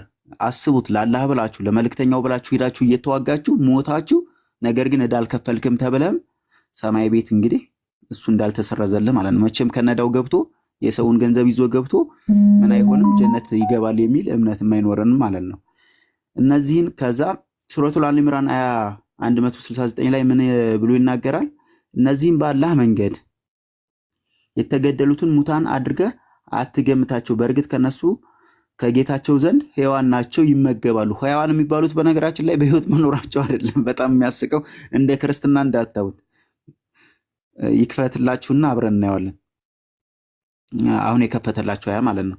እነዚህ በአላህ መንገድ የተገደሉትን ሙታን አድርገህ አትገምታቸው፣ ሙታን አይደሉም ማለት። በእርግጥ እነርሱ ጌታቸው ዘንድ ሕያዋን ናቸው። ማን ዘንድ? አላህ ዘንድ ሕያዋን ናቸው። ምን ስለሚያደርጉ? ይመገባሉ። መመገባቸው ነው ሕያዋን ያደረጋቸው ማለት ነው። እና በዘላለም መኖራቸው ሳይሆን መብላታቸው መጠጣታቸው ነው ማለት ነው። ያው በጀነት ጠጅም ሴትም እንዳለ ምግብም እንዳለ ስለምታውቁ ማለት ነው። ግን እንደው ይሄ ጂሃድ ጥቅሟ ሌላስ ምንድነው ስንል ጀነትን ለማግኘት ምን ማድረግ አለበት? አንድ ሰው አንድ ሙስሊም ጀነትን ለማግኘት ምንድነው የሚያደርገውን ስንል ደግሞ ጀነት በሰይፍ ጥላ ስር መሆኗን እናያለን። ካልሆነ ጀነት አትገባም ማለት ነው። በደንብ እንድታስተውሉ እዚጋ ጀነት በሰይፍና ወይ ደግሞ በሻሙላ ጥላ ስር መሆኗን እናያለን ማለት ነው። ሳሂህ ሙስሊም ቮሊዩም 4 ቡክ 52 ሐዲስ 73 ላይ ምን ይለናል? ያለህ መልእክተኛ ጀነት በሰይፍ ጥላ ስር እንዳለች ወቅ ብለዋል ይላል። አስቡት፣ ጀነት በምን ስራ ስር ናት ይለናል? ጀነት በሰይፍ ጥላ ስር፣ ወይም ሰይፍ ማለት ሻሙላ ወይም ደግሞ የምንዋጋበት ጎራዴ ማለት ነው። በሱ ጥላ ስር እንደሆነች ካልሆነ ጀነት አትገባም እያለን ነው። በዚህ በተመሳሳይ ደግሞ ራይድ አሳይነን 1302 ላይ ሪያድ እዚህኛው ሐዲስ ላይ ደግሞ በደንብ ያብራራዋል። ምን ብሎ ይናገራል? የጀና በሮች አለ። ጀና ማለት ጀነት ማለት ነው። የጀነት በሮች በሰይፍ ጥላ ስር ናቸው። መልክ ያሸበረቀ ሰው ተነሳና አቡ ሙሳ ሆይ አለ። በጣም አስተውሉ። እዚህ ጋር አሁን የጀና በሮች በምን ስራ ነው? በሰይፍ ስር ናቸው ተብሏል። ከዛስ መልኩ ያሸበረቀ ሰው ተነሳና አቡ ሙሳ ሆይ አለ። የሙሳ አባት ሆይ አለ። የአላህ መልእክተኛ በአካል ሲናገሩ ሰምተሃል ብሎ ይጠይቀዋል።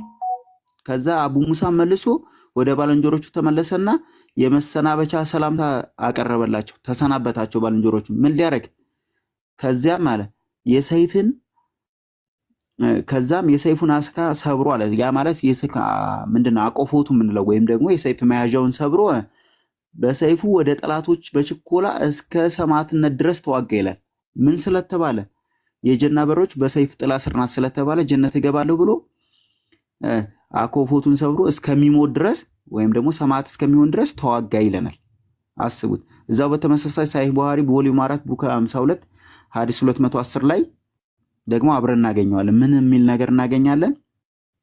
አንድ ጊዜ ያላህ መልእክተኛ በተቀደሰ ጦርነት ወቅት እንግዲህ ጦርነቱም የተቀደሰ ነው የሚባለው ፀሐይ እስክትጠልቅ ድረስ ጠበቀ። ከዚያም በሰዎች መካከል ተነስቶ ሰዎች ሆይ ጠላትን ወይም በጦርነት ፊት ለፊት መጋፈጥና አላህ እንዳድናችሁ ለምኑት። ነገር ግን አለ ጠላትን ከተጋፈጣችሁ ታገሱ፣ ጀነትን በሰይፍ ጥላ ስር እንዳለች ለእናንተ ይታወቅ ይላቸዋል። ከዚያም አላህ የመጽሐፉ ገላጩ ለምን አንቀሳቃሽና አልህዝብን የካፊሮችን ጎሳዎች ያሸነፈ ነው እያለ ካፊሮችን ለእኛ አሸንፎ ድል ሰጠን ብሎ ይናገራል። እዚህ ጋር በምን ስር ናት ይለናል? በሰይፍ ጥላ ስር ናት እያለ ይናገራል ማለት ነው። ስለዚህ ጀነት መግባት የሚፈልግ ግዴታ መታገል አለበት ማለት ነው። ግን ጂሃድ የሚባለው በዚህም ብቻ አያበቃም። በነገራችን ላይ ሸሂድ የሚሰረይለት አንድ ነገር ብቻ መሆኑን ደግሞ አስተውሉ። ቅድም ብያቸዋለሁ ከገንዘብ በስተቀር ወይ ደግሞ ከዳ በስተቀር። ይሄን ደግሞ ይበልጥ እንዲያረጋግጥልን ሳሂህ ሙስሊም ቡክ 20 ሐዲስ 46 49 ላይ ሸሂድ ምንድነው የሚሰራይለት የሚለው እናያለን። ሸሂድ የሚባለው ነግሬያቸዋለሁ ሲዋጋ የሞተ ማለት ነው። ለአላህና ለመልእክተኛው ወይም ደግሞ ለሃይማኖቱ ለእስልምና ሲል የሞተ ሰምታችኋቸዋል። ነብያችን ተነኩ ምናምን 100 ጊዜ ሸሂድ የምንሆንላቸው ምናምን እያሉ እና ኡስታዝ አቡበከር ሲፎክሩበት የከረሙት ማለት ነው። ምንድነው የሸሂድ የሚባለው? የሸሂድ ኃጢአት ሁሉ ከዕዳ በስተቀር ይሰረይላቸዋል ብሎ ያስቀምጣል። all the sins of the ሸሂድ ብሎ አሁን የከፈተላችሁ ማለት ነው። በደንብ ውት ዛጋ በእንግሊዘኛው እኔ በአማርኛው እያደረኩ ስለሆነ ነው። የሸሂድ ኃጢአት ከሁሉ ከዕዳ በስተቀር ይሰረይለታል። ዕዳ ካለበት ግን ምን አይልም፣ አይሰረይም። አስቡት።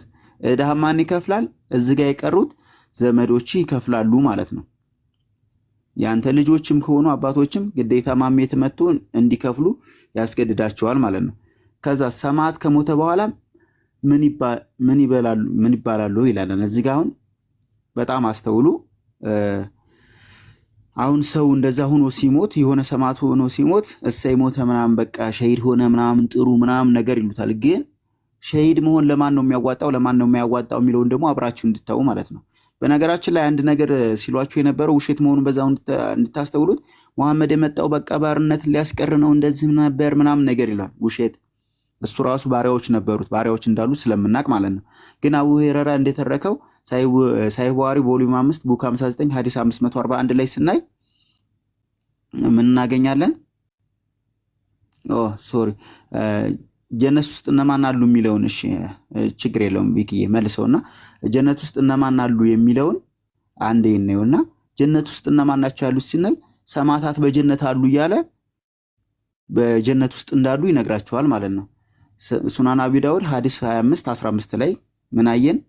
በጀነት ውስጥ ሰማዕታት በጀነት ናቸው ይለናል ሙሐመድ። ለምን? ሂደው ሰማዕት እንዲሆኑለት ስለሚፈልግ እየቆሰቆሳቸው ማለት ነው። እና እዚህ ጋር ይሄ እዚህ ሐዲስ ላይ እነዚህ ነገሮች እናያለን። ከዛ ደግሞ ሰማዕታት ከሞቱ በኋላ ምን ይባላሉ ስንባል ሲሞቱ ምን ይባላሉ? እስኪ አስቡት። እሱን ደግሞ ሳሂህ ቡኻሪ ቮሊዩም 5 ቡክ 59 ሐዲስ 541 ላይ ምን እናገኛለን? አቡ ሁረይራ ነው የተረከው። ኸይበርን በወረርን ጊዜ ወርቅም ሆነ ብርም ምርኮ አላገኘንም። ምን አላገኘንም? ወርቅም ሆነ ብርም አላገኘንም ይላል። ምክንያቱም የሚወሩበት ዋናው ትልቁ ነገራቸው ምንድነው? ያው ገንዘብ ለማግኘት ነው። ያው ገንዘብ የምርኮ ገንዘብ ያለህና የመልእክተኛው ነው የሚለው ነገር ስለተሰጣቸው እዛም ጋር ቅድም እንዳያችሁት ሴቶችንም እንደዚህ ባሪያዎችንም አታገኝም ወይ ገንዘቦችንም እንደዛ አትወስድም ወይ ብሎ ሲነግረው እንሰማለን ማለት ነው። ማን ሙሐመድ በዛ አይነ መልኩ እያላቸው ስለሚወሩ እዚህ ጋር በሃይበር ጦርነት ሰዓት ምንም ሃይበርን በወረርንበት እንግዲህ መተውባቸው አይደለም ወረው ነው። በነገራችን ላይ ሃይበርን በወረርንበት ጊዜ ወርቅም ሆነ ብርም ምርኮም አላገኘንም ይላል። ነገር ግን አለ ላሞችን፣ ግመሎችን፣ እቃዎችንና አትክልቶችን አገኘን። እንግዲህ አስቡት፣ አትክልትም ነቃቅለው ምን ብለው ነው ይዞ የሚመጡት። ከዚያም ከአላህ መልእክተኛ ጋር ወደ አልቂራ ሸለቆ ሄድን ይላል። ወደዛ ሸለቆ ከሄዱ በኋላ በዚያን ጊዜ የአላህ መልእክተኛ ሚድአብ የሚባል አንድ ባሪያ ከብኑ አድ ድባብ አንዱ ያቀርብላቸው ነበር። ምክንያቱም በዛ ስለማረከው ያንን ባሪያ ሰጣቸው። ግን ዋናው ነገር አሁን ባሪያ ነው የተቀበሉት። ግን አስቡት፣ ባሪያውም ያላህ መልእክተኛ አለ። ያ ባሪያም ያላህ መልእክተኛ ኮርቻ ላይ እየወረደ እያለ ያ ባሪያ ምን ሆነ? የወረወረው በማይታወቅ ቀስት መጥቶ መታው አለ። ያን ባሪያ ምን መታው? ያ ቀስት መታው። ህዝቡም ስለ ሰማዕቱ እንኳን ደስ አላችሁ አሉ። ያ ባሪያ ሰማዕት ስለሆነ እንኳን ደስ አላችሁ እያሉ ጮሁ ማለት ነው። እዛ ጋር ምን ስለሆነ ሸሂድ ሆነ ማለት ነው። ሙሐመድን እየጠበቀ እዛው ጋር ሸሂድ ሆነ፣ ተገደለ። ኮንግራጁሌሽን ሲሉ እናያለን። እዛው ጋር ግን አንድ ነገር አብረን ማየት አለብን። ምንድነው? የአላህ መልእክተኛ እንዲህ አሉ። እንግዲህ አስቡት፣ ነፍሱን አድኑለታል፣ ሁሉን ነገር አድርጓል። ከዛ ምን አሉ? አይ ነፍሴ በእጁ በሆነው በከይበር ቀን ከምርኮ ከመከፋፈል በፊት ከምርኮ የወሰድነው አንሶላ አለ። ያን አንሶላ ወስዶ ነበር። የአንሶላ በምን መልኩ ነው? በህገ ወጥ መልኩ ነበር የወሰደው አንሶላ የእሳት ነበልባል ሆነ አሉት። አስቡት፣ ነፍሱን ሰጥቷቸው ነፍሱን አድኗቸው ምን ሆነ ይሉታል? የእሳት ሆነ እያለ ይናገራል ማለት ነው። እንግዲህ አስቡት፣ ባሪያ ነው። ያ ባሪያው ነፍሱን እኮ አድኖለት ሸሂድ እኮ ሆኖ ለመልእክተኛው ለአላህ መልእክተኛ ብሎ እንደዛ ሆኖ የእሳት ሆነ እያለ ይናገራል። በምን ምክንያት? በህገ ወጥ መልኩ በወሰደው አንሶላ አስባችሁታል? በዛ ምክንያት ይህን እንደሆነ ይነግረናል ማለት ነው። እዛው ጋር በደንብ እንድታዩት የምፈልገው እንግዲህ ለነብያችን ሸሂድ እንሆናለን እንዲህ እንሆናለን ይላሉ። ግን አንሶላ ምንም የሰረቃችሁ ካላችሁ የእሳት እንዳትሆኑ ተጠንቀቁ ለማለት ነው አብሬ። ከዛ በጽሁፍ ሰዎች ወይም ደግሞ በእኛ በክርስቲያኖች ወይም ደግሞ በጦርነት መጥተው በሚገሉን ሰዓት እንደውኛ በስጋዊ ተነስተን ከገደልናቸው ምን አይነት ጥቅም ያገኛሉ የሚለውን ነገር ደግሞ እስኪ አብረን ነው ሱናን አቢ ዳውድ ሐዲስ 2482 ላይ እናገኛለን ማለት ነው። እዚህ ጋር ምን ይለናል? አንድ ሴት መጣች ልጆቿ ስለሞቱባት ማለት ነው። ሳቢት ኢብኑ ቀይስ እንደተረከው ሳቢት ኢብኑ ቀይስ የሚባል ነው የተረከው። እሙ ኸይልድ የምትባል ሴት ተሸፋፍና ወደ ነብዩ በጦርነት የተገደለውን ልጇን እየፈለገች ነበረ ይለናል። ሰሃቦች መካከል አንዳንዶቹ አለ ሰሃቦች ማለት የነብዩ መሐመድ ተከታዮች ምን አሉ? ፊትሽን ሸፍነሽ ልጅሽን ጠየቅሽን ብለው ያለቅጡባት ጀመር ማለት ነው። እንግዲህ ፊታቸውን ይሸፈኑልናል፣ እሷ ደግሞ ፊቷን ሸፍና ልጇን ልትፈልግ እንደዛ መጣች። እንግዲህ ልጇ ሙቶባት ነው፣ አዝናለች፣ በጣም ተክዛለች። እንደዛ ሆና መጣች። እርሷም ልጄን በማጣቴ ከተቸገርኩ ትህትናዬን አላጣምነ እያለች ትነግራቸዋለች። ልጄ ሙቶ በማጣቴ ትህትናዬ እንዴት ይኖራል አለች። ከዛ ያላህ መልእክተኛም እንዲህ አሏት። ምን ብለው ይነግሮታል? ለልጅሽ የሁለት ሸሂድ ምንዳ ታገኛለህ አለው። ለልጅሽ የሁለት ሸሂድ ምንዳ ያገኛል። ለምንድን ነው የሁለት ሸሂድ? እንግዲህ ብቻውን ነው ሸሂድ የሆነው፣ ሌላ ሰው ይዞ ሸሂድ አልሆነም። ነገር ግን የሁለት ሸሂድ ምንዳ ያገኛል። ለምን? ከዛ ያላህ መልእክተኛ ሆይ ለምን እንዲሆነ ብላ ጠየቀች። እርሱም ምን አለ? የመጽሐፉ ሰዎች ስለገደሉት። አስቢው፣ ያ ማለት ምን እያሳየን ነው እዚህ ጋር የሚለውን ነገር እኛ ትልቁን ትምህርት ነው የምንወስደው። የመጽሐፉ ሰዎች ስለገደሉት ምን ማለት ነው? የመጽሐፉ ሰዎችና አይሁዶችን ወደ ጦርነት እነሱን ለመግደል ወደ ጦርነት እየቆሰቆሳቸውና እየወሰወሳቸው ነው። ለምን? አንድ ሰው ቢሞት የሁለት ሰው ሸሂድ ነው የሚያገኘው። እዛ ጋር ጦርነት እኛን ሊገል ይመጣል። እኛን ሊገል ሲመጣ እኛ በስጋ ብንገለጥበትና ያን ነገር ብንገለው ምን ይሆናል? የሁለት ሰው ሸሂድ ያገኛል እያለ ሙሐመድ ያሳየናል ማለት ነው። ከዚህ ቀጥሎ ሌሎች ወንድሞች ደግሞ ያቀርቡላቸዋል እና እስልምና ይህንን ነገር ነው ያለን። እዛው ጋር አንድ ነገር ሳልጨምር ያለፍኩት ነገር ከይቅርታ ጋር ምንድነው? ለምሳሌ በየአካባቢያችን ማየታችሁ ከሆነ በየስራ ቦታ የተለያየም ነገር አሁን ሙስሊሞች አንድ ቋንቋ አላቸው አይደለ? ስገዙ ከሙስሊም ግዙ፣ ስሸጡ ለክርስቲያኖች ስጡ። ይሄ ራሱን የቻለ ምንድነው? ጂሃድ ነው ማለት ነው። እንደዚህ አይነት ነገሮችን እስልምና ያሳየናል።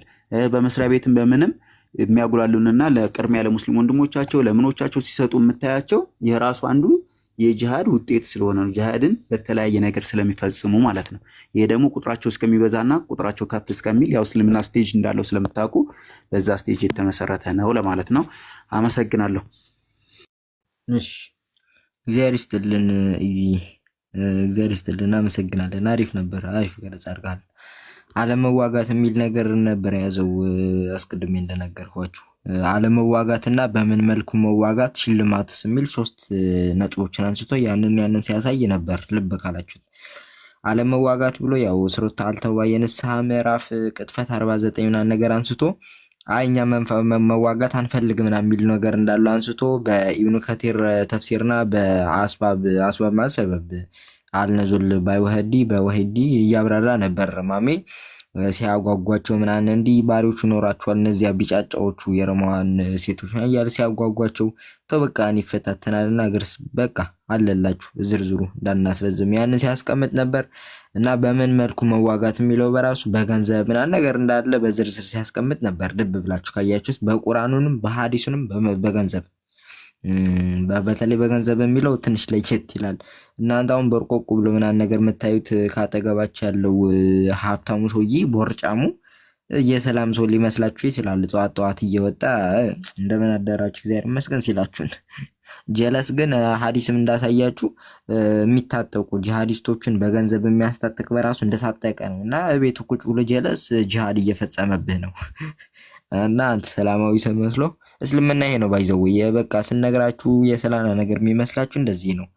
አንድ ሰው መጥቶ ይሄ ሰውዬ እኮ ጂሃዲስት ነው ብንለው አያምነንም። ኧረ ይሄ የሰላም ሰው ነውና ነገር የሚለን ዞሮ ዞሮ ግን ያንን እንድታዩት አለመዋጋት ጂሃድን አለመዋጋት ይቻላል ወይ ያስ ምን አይነት ነገር ያስከትላል የሚለውን ሲያሳይ ነበር። ጠቅልላችሁ በምን መልኩ በራሱ መዋጋት የሚለውን በዝርዝር ሂዶበታል። ቀጥሎም ከተዋጋ ምን አይነት ሽልማት ምን አይነት ሽልማት ይሰጣል የሚሉት ነገራቶች ለመረዳት ያስፈለጉት በምን መልኩ ሲያጓጓቸውና ሲቀልድባቸው እንደነበረ ዝም ብሎ ለምንም በማይሆን ነገር ሲቀልድባቸው እንደነበር ሲያሳየን ነበር። እግዚአብሔር ይስጥልን፣ እናመሰግናለን። አሁን ደግሞ ራስህን አጥፍቶ ጠፊ ወይም አጥፍቶ ጠፊ የሚባል የጂሃድ አይነት ያሳባል። እነዚህ ሁሉ የጂሃድ አይነቶች ናቸው። የጂሃድ አይነቶች ናቸው በጣም የጂሃድ አይነት ተብሎ በራሱ እነዚህ በዑለማዎቹም ይዘረዘራሉ። በዚህ መልኩ እንደው እዚህ ራሱ ያልተካተቱ ከባባድ አሉ። ያን ያክል ለጂሃድ ርቀት ይሄዳሉ የምትሏቸው ማለት ነው የማያቀርቧቸው። ዞሮ ዞሮ ኤክሶዬ ራስን አጥፍቶ ጠፊ የሚለውንም እንድታቀርብልህ አላህ አይደል ኤክሶዬ? እስኪ መኖሩን ልወቅና አለሁልህ እና ይገርማል አልበቀራን በተፈሰረ ምናምን ቁጥር እምቧቤላ ቤቱ የሚለው እንትን ያሰኘኛል እና ግሩም ነው። እና እንዴት ናችሁ? ሰላም ናችሁ? አርሽዳ ነው ለድምፄ በጣም ይቅርታ። ጥሩ ነው ድምፄ? ጥሩ ነው ድምፄ ይሰማል? ጽድት ያለ ነው። የምን ጥሩ አሪፍ ነው። ቅድሙና ካሁን ጥሩ ነው። ቦስ አለህ? ቆይ እሺ፣ ቅድሙና ካሁን ያው ነው።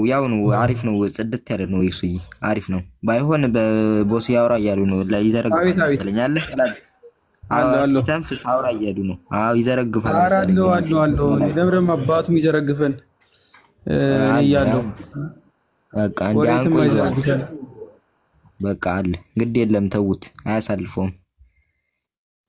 ይጎትተዋል ሊዘረግፈን እንኳን ቢል ይውሰይ በል ሂድበት፣ እርገጠው። ልብ ብላችሁ ተመልከቱልኝ። አጥፍቶ ጠፊ የሚለውን ነው የሚሄድበት። እርገጠው ይውሰይ። እኛ እንጨፍርልሃለን በውስጥ ሚት አድርገን እርገጠው የሚለውን ቀጥል።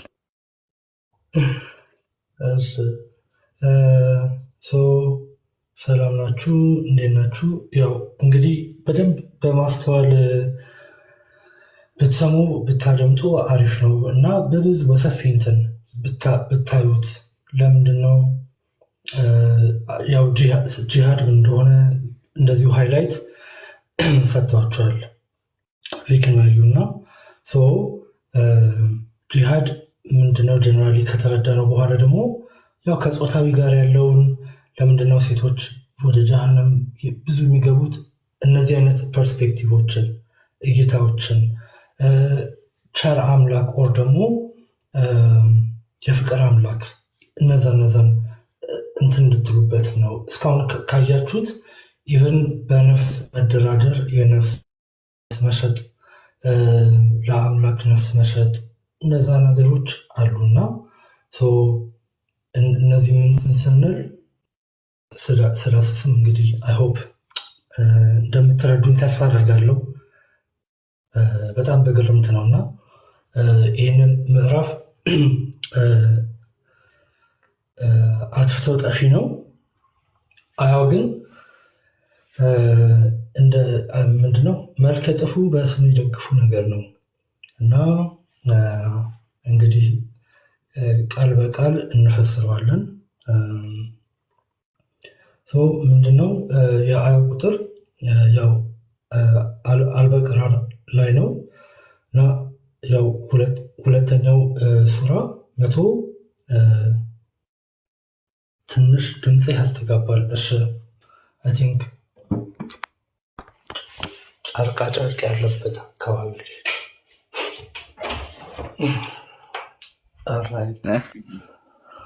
ለእኛ ያስተጋባም ካስተጋባም ለነሱ አስተጋባብናል። አሁን አይ ቲንክ አሁን አሪፍ ነው። ኦኬ አሁን አሪፍ ነው። አሪፍ ነው። ጥያቄ የሚፈጥርባቸው አይመስለኝም። ወንድም ላይ እና ምንድነው መልከ ጥፉ በስም ይደግፉ ነገር ነው እና አያውን እናየዋለን።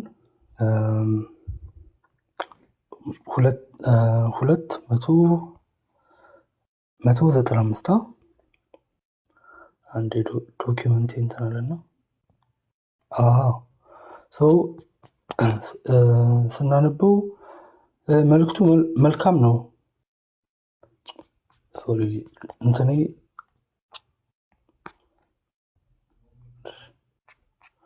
ደርሰናል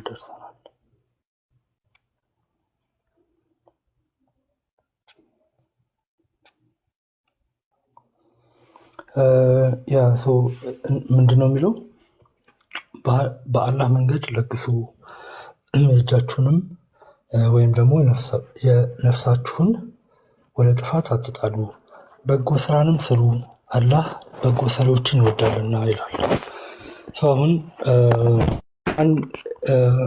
አሁን ብዙ ጊዜ ሜሴጁ መልካም ነው እና ኢቨን ብዙ ተፍሲሮች ላይ እንዴት ኢንተርፕሬት እንደሚደረግ እንትን ይባላል። ቃል በቃል ነው እያንዳንዱ ቃል ከምን ጋር እንደሆነ ተፍሲሮቹ እንትን የሚሉት የሚያስረዱበት ነው።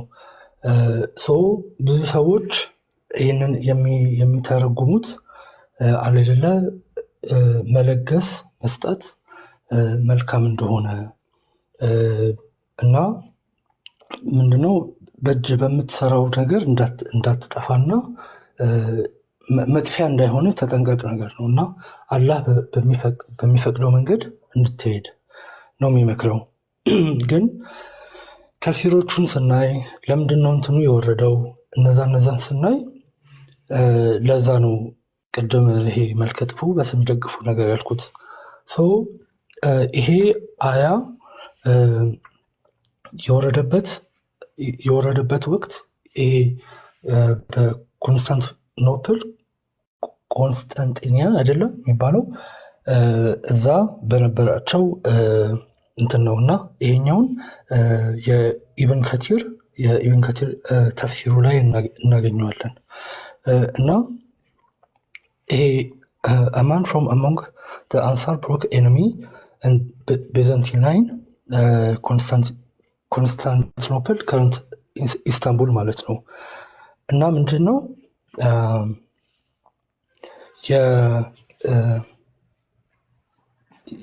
የዛ አንሳር የሚባሉት የነቢዩ መሐመድ አጋዦች ኦር እንደዚህ ጠባቂዎች እንደዛ ነገር ናቸውና እና Ibn Hatim reported saying a man among the Ansar broke enemy lines in Constantinople. Abu Ayyub al-Ansar was with us then. So some people said he is throwing himself into destruction. Abu Ayyub, we know this ayah better, for it was revealed for the companions Allah messenger who participated in jihad with him and aided and supported him. እነዛ ሰዎች እነዛ በመልካም የሚተረጉሙትን ማለት የእጅህን እንትን ስለሚል በእጅህ አትጥፋ ኦር ደግሞ ባላህ መንገድ እንድትሄድ ብለው የሚተረጉሙት ኖ ተሳስታችኋል፣ ይሄ አያ የወረደልን እኛ ነን እኛ ለነቢዩ መሐመድ በጦርነት በሄዱ ጊዜ በነበረ ወቅት ነው እንትን የተባለው እና ምንድነው የሆነ ጊዜ ላይ ከነቢዩ መሐመድ ከአላህ መልእክተኛ ጋር ተደብቀው እንትን ይሉ ነበረ። በዛ ጦርነት ላይ አሸንፈው ነበረ። ይሄ የጦር መሪዎቹ አሸግሽገው በቃ የከተማው ግድግዳው ላይ ደርሰዋል። ምንድነው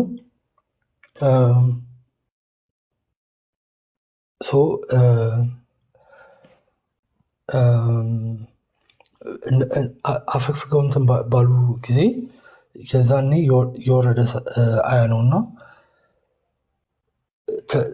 እነዚህ ኮምፓኒዮኖቹ ተሰብስበው አሁን ይህንን ድል ከነሳን ለምን ቤታችን ሄደን እንትን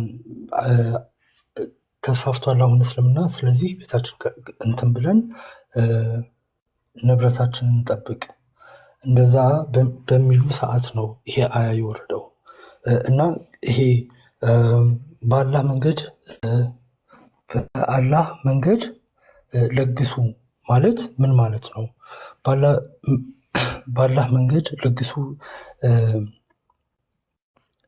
የሚለው በቃ የአላህ ኮዝ የሚባሉ አሉ።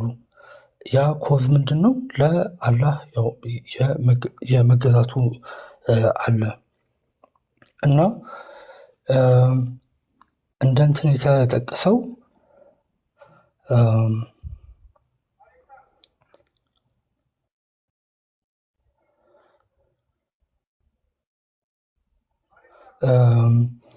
እንደ ጥፋት ዲስትራክሽን ተብሎ የተጠቀሰው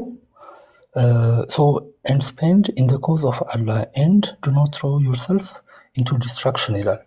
አሁን ዲስትራክሽን የሚለው ጥፋት የሚለው ራስን ወደ ጥፋት አትክተት አትምራ ሲል ይሄ ጥፋት ወይም የሚለው ምን ማለት ነው ሲባል the distraction refers to staying with your families and states and abandoning jihad ይሄ ማለት ጂሃድን ወደ ኋላ ችላ ብለህ ወደ ቤተሰቦችህ ወደ በቃ ንብረትህን ቤተሰብህን ለማስተዳደር ስትሄድ ጂሃድን ጥሎ መሄድ ለአላህ አለመሞት ለእስልምና መስፋፋት አለመሞት ነው ዲስትራክሽን ጥፋት ተብሎ እንትን የሚባለው። ስለዚህ ይሄ ራሳችሁን ወደ ጥፋት አትክተቱ ሲባል ከጂሃድ አትቆጠቡ ማለት ነው።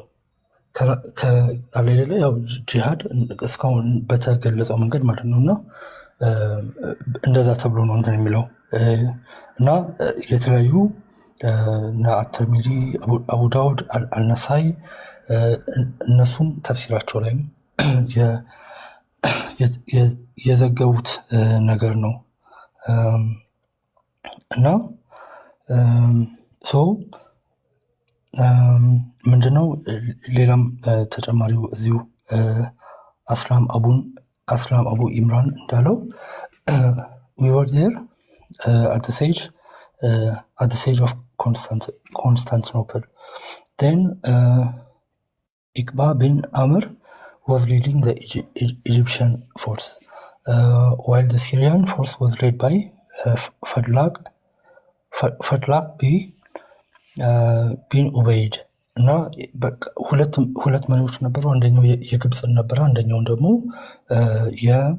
በሲሪያ በኩል ያለውን ነበር እና ብዙ የሮማን ከቤዘንቲን ሶልጀሮች ወደ ከተማው ገቡና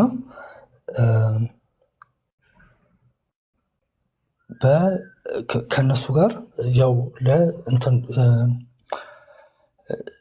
ለግብግብ መግጠም እንዳለባቸው እንትላሉ እና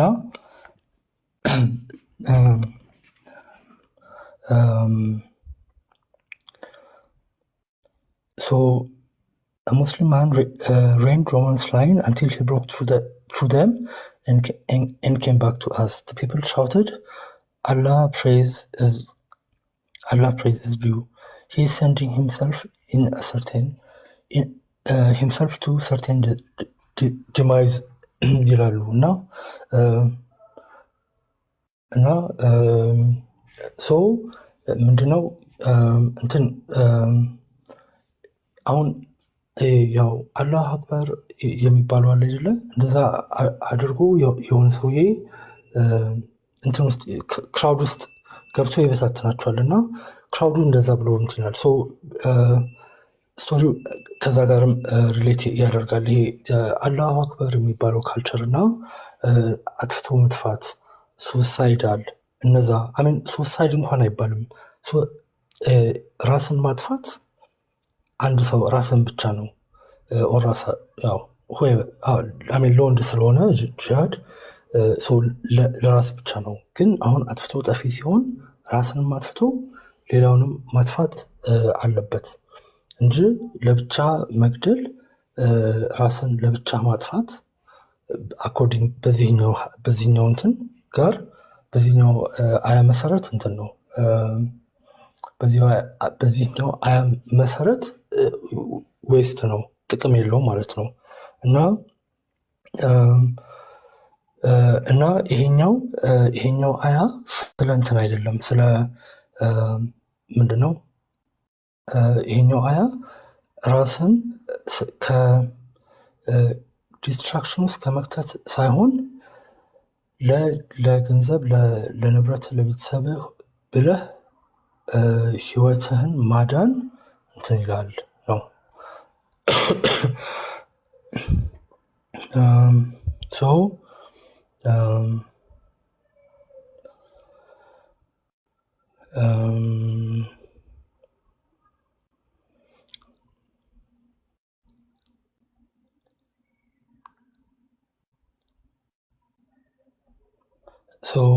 እንትን አላህ ስቴትስ ታት ወደ መጨረሻው ጋር ያለችው ነች ቪኬ Allah states that those who refrain from spending in this regard will face utter and certain demise and destruction, meaning those who acquire the habits. እና እነዚህን ምንድነው ራስን አሳልፎ ከመስጠት መቆጠብ ጋር ተያይዞ አላህ ራሱ ራሳችን እንዳንቆጥብ እንትን የሚል ነው የሚመክር ነው። ሌላው በግልጽ አጥፍቶ ጠፊነት የሚታይበት የተፍሲር እንትን ተፍሲር አልቁርጡቢ ላይ ቮሊዩም 2 ፔጅ 228 እና ከ28 እስከ 228 እስከ 233 ላይ ያለና እዛ ላይ አስላም ኢብን ኢማን ሰይድ we raided Constantinople when Abdurrahman ibn Walid was in charge of the group. ኮንስታንቲኖፕልን በወረሩበት ጊዜ አልዋሂድ የእንትኑ መሪ ነበርና the Byzantine were keeping their back to the wall of the city. A man attacked the enemy and the people said easy. እና የጦርነቱ ላይ አንደኛው ጠላቶቹን በርቅሶ እንትን ሲሄድ ሰዎቹ ተረጋጋ ይላሉ እና ኢዚ ዱ ናት ካስት ዮርሰልፍ ኢንቱ ዲስትራክሽን አቡ አዩብ ሰይድ ራስህን ወደ ጥፋት አትንዳ ብለው አቡ አዩብ እንትን ይሉታል እና አላህ ያው ግሎሪ ቱ ቢ አላህ የሚለው ያው አላሁ አክበር ነው።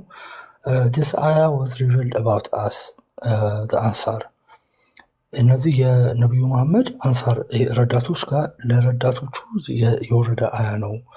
when Allah gave his prophet the victory his vic- and his victory and his then victorious, we said, um, we will stay in our property and put it right. So ቅድም እንዳልኳችሁ ነው። ካሸነፉ እንትኑን ሲያሸንፉ ጦርነቱን ሲያሸንፉ ተሰባስበው ነበርና ይሄ ንብረቶቻችን ጋር እንቆይና ሁሉም ነገር እናስተካክለው እና ከዛ በኋላ ነው ይሄንን spend in the way of Allah በአላህ መንገድ ለግሱ or ደግሞ በአላህ መንገድ ምንድነው በቃ ለግሱ ነው እና the expression do not cast yourself into destruction refers to staying at home to tend one's property and abandoning jihad ቅድም እንዳልኳችሁ do not ራሳችሁን ወደ ዲስትራክሽን አትክተቱ ማለት ወደ ጥፋት አትክተቱ ማለት ከመሄድ ቤት ከመቆየት እና ጂሃድን አባንደን ማድረግ ጂሃድን መካድ ኦር ችላ ማለት እሱ ነው ዲስትራክሽን የሚባለው እና አቡ አዩብ continued to do jihad in the way of Allah until he was buried in Constantinople እና አቡ አዩብ የሚባለው እንትን እስከሚባለው ኮንስታንቲኖፕል ውስጥ እስከሚቀበር ድረስ ነው እንትን ያለው እና አሁንም ምንድነው መቃብሩ እዛ ነው ያለው so Ayub informed us in the casting oneself into destruction is abandoning jihad in Allah's cause and the ayah was revealed about that so ያኛውን ነው እና so again ሌላም እንትን ባለው በዘገበው a man from a Muslim attacked the Greek ranks until he penetrated them የአንደኛው የሙስሊም ወገን የሆነው ይሄ የግሪክ እንትኖች ላይ ሶልጀሮች ወታደሮች ላይ አሜን ያው በርቅሶ ገባ ብቻ እና the people shouted glory to Allah he casted himself into destruction አሉ ቅድም በቃ ያው አላህ አክበር ሰውየው ወደ ራሱን ወደ ጥፋት ከተታ ምናምን ሲል ይህንን አያ በልክ እየተረጎማችሁት አይደለም እና ይሄኛው የወረደልን ለእኛ ለአንሳሮች ነው እያለ ይቀጥላል እና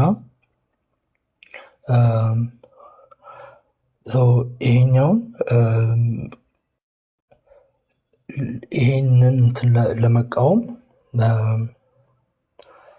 ምንድነው our property is lost Allah exalted Islam አሁን በአሁን ሰዓት ንብረታችን ጠፍቷል ግን ሆኖም አላህ ግን እስላምን ከፍ አድርጓል አብዝቷል እና and it has many helpers እና ብዙ እንትኖች አጋዦች አሉት እንግዲህ በአጋዥ እንትን የሚባል sorry am I clear guys ልቀጥል ቀጥል ይክሱኝ ቀጥል ያስካትን ይስተውልና ዩኑ ከቲርን ጨርሳትና እንትን እንላለን ሌላው ወደ እሺ እንትን ልበለው አጠራጠር አድርገው ጠበሪና ከቲርን ካቀረብካቸው እሺ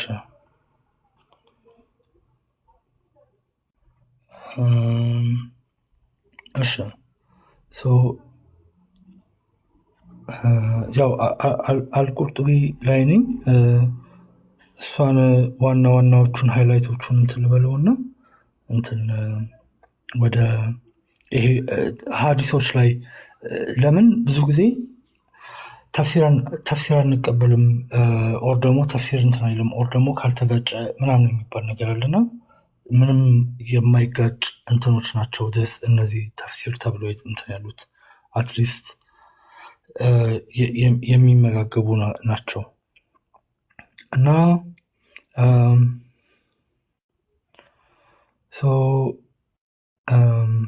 ይሄኛው እንትኖች ጩኸት ባለ ሰዓት ጩኸት በሰማ ሰዓት ከንፎ ወደዛ አካባቢ ሄዶ ለመገደል ወይም ለመግደል ነው ኦር ደግሞ በቃ ሌለ ዘካ የሚያወጣ ዶስ other kind of ሙስሊም ተብለው እንትን የሚባሉት እና you are either that or that እና so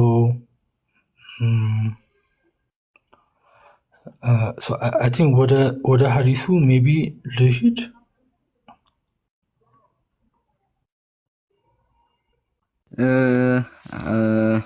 ሀዲሶቹ ምን አለባት አለ ባይዘ እንትን ነው ባይዘ ወይ ማስረጃዎቹ በጣም አያልቁም። ጠበሪና ኸቲርም በራሱ አሳጥሮ ነው እንትን ያለውና ምናልባት በቀጣዩ አንተንም ሳንፈልግህ አንቀርም ይክስይ በዚሁ ትምህርት ላይ ቀጥለህ እንድታስተምረን ማለት ነው ሀዲሳትን እያነሳ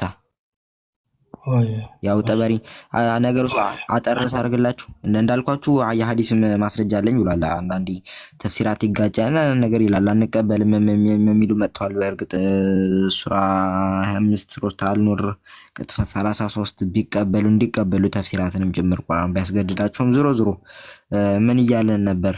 የቁርአን ክፍል አነሳልን አይደለ? በ30 ሰከንድ ነገሩ ሳስረዳችሁ ያው በደንብ ተንትኖ እንትን ሲልበት ስለነበር አዲስ ለመጣችሁም በአላህ መንገድ ለግሱ አለ ቀን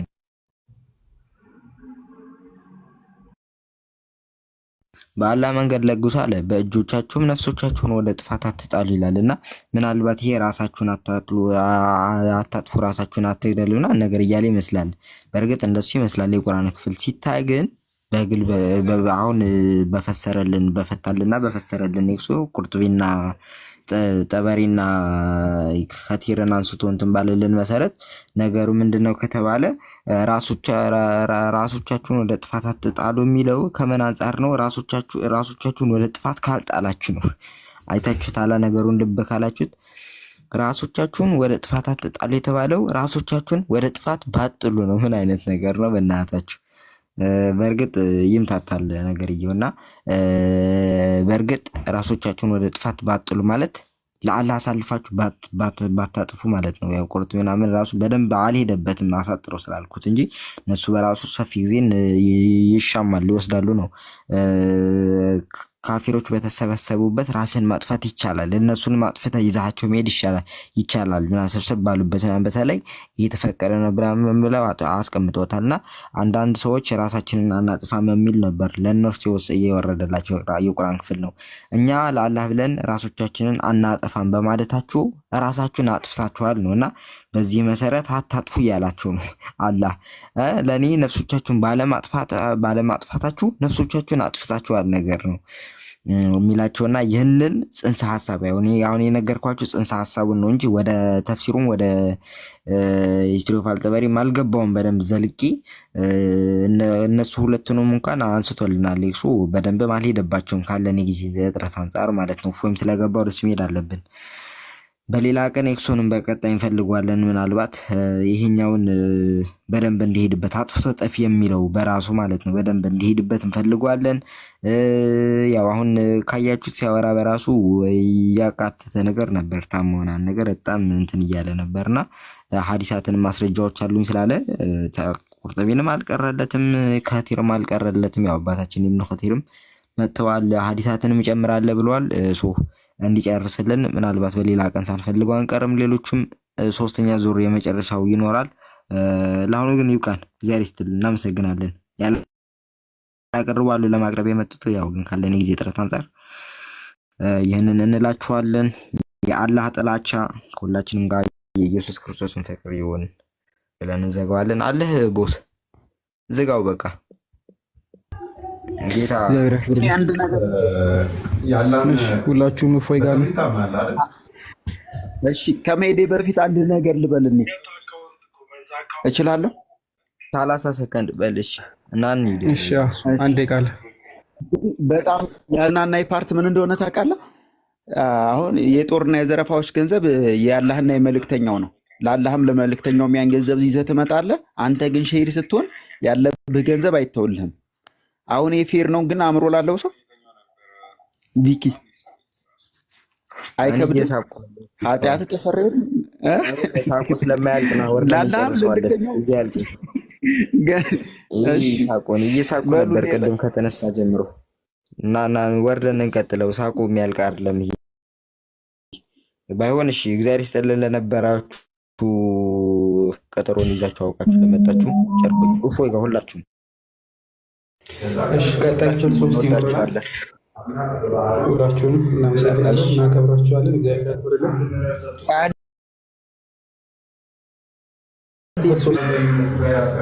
እሺ ክፍል 3 ላይ እንገናኛለን። ሁላችሁም የቀጣይ ሰው ይበለን። ትመቹናላችሁ፣ እንወዳችኋለን።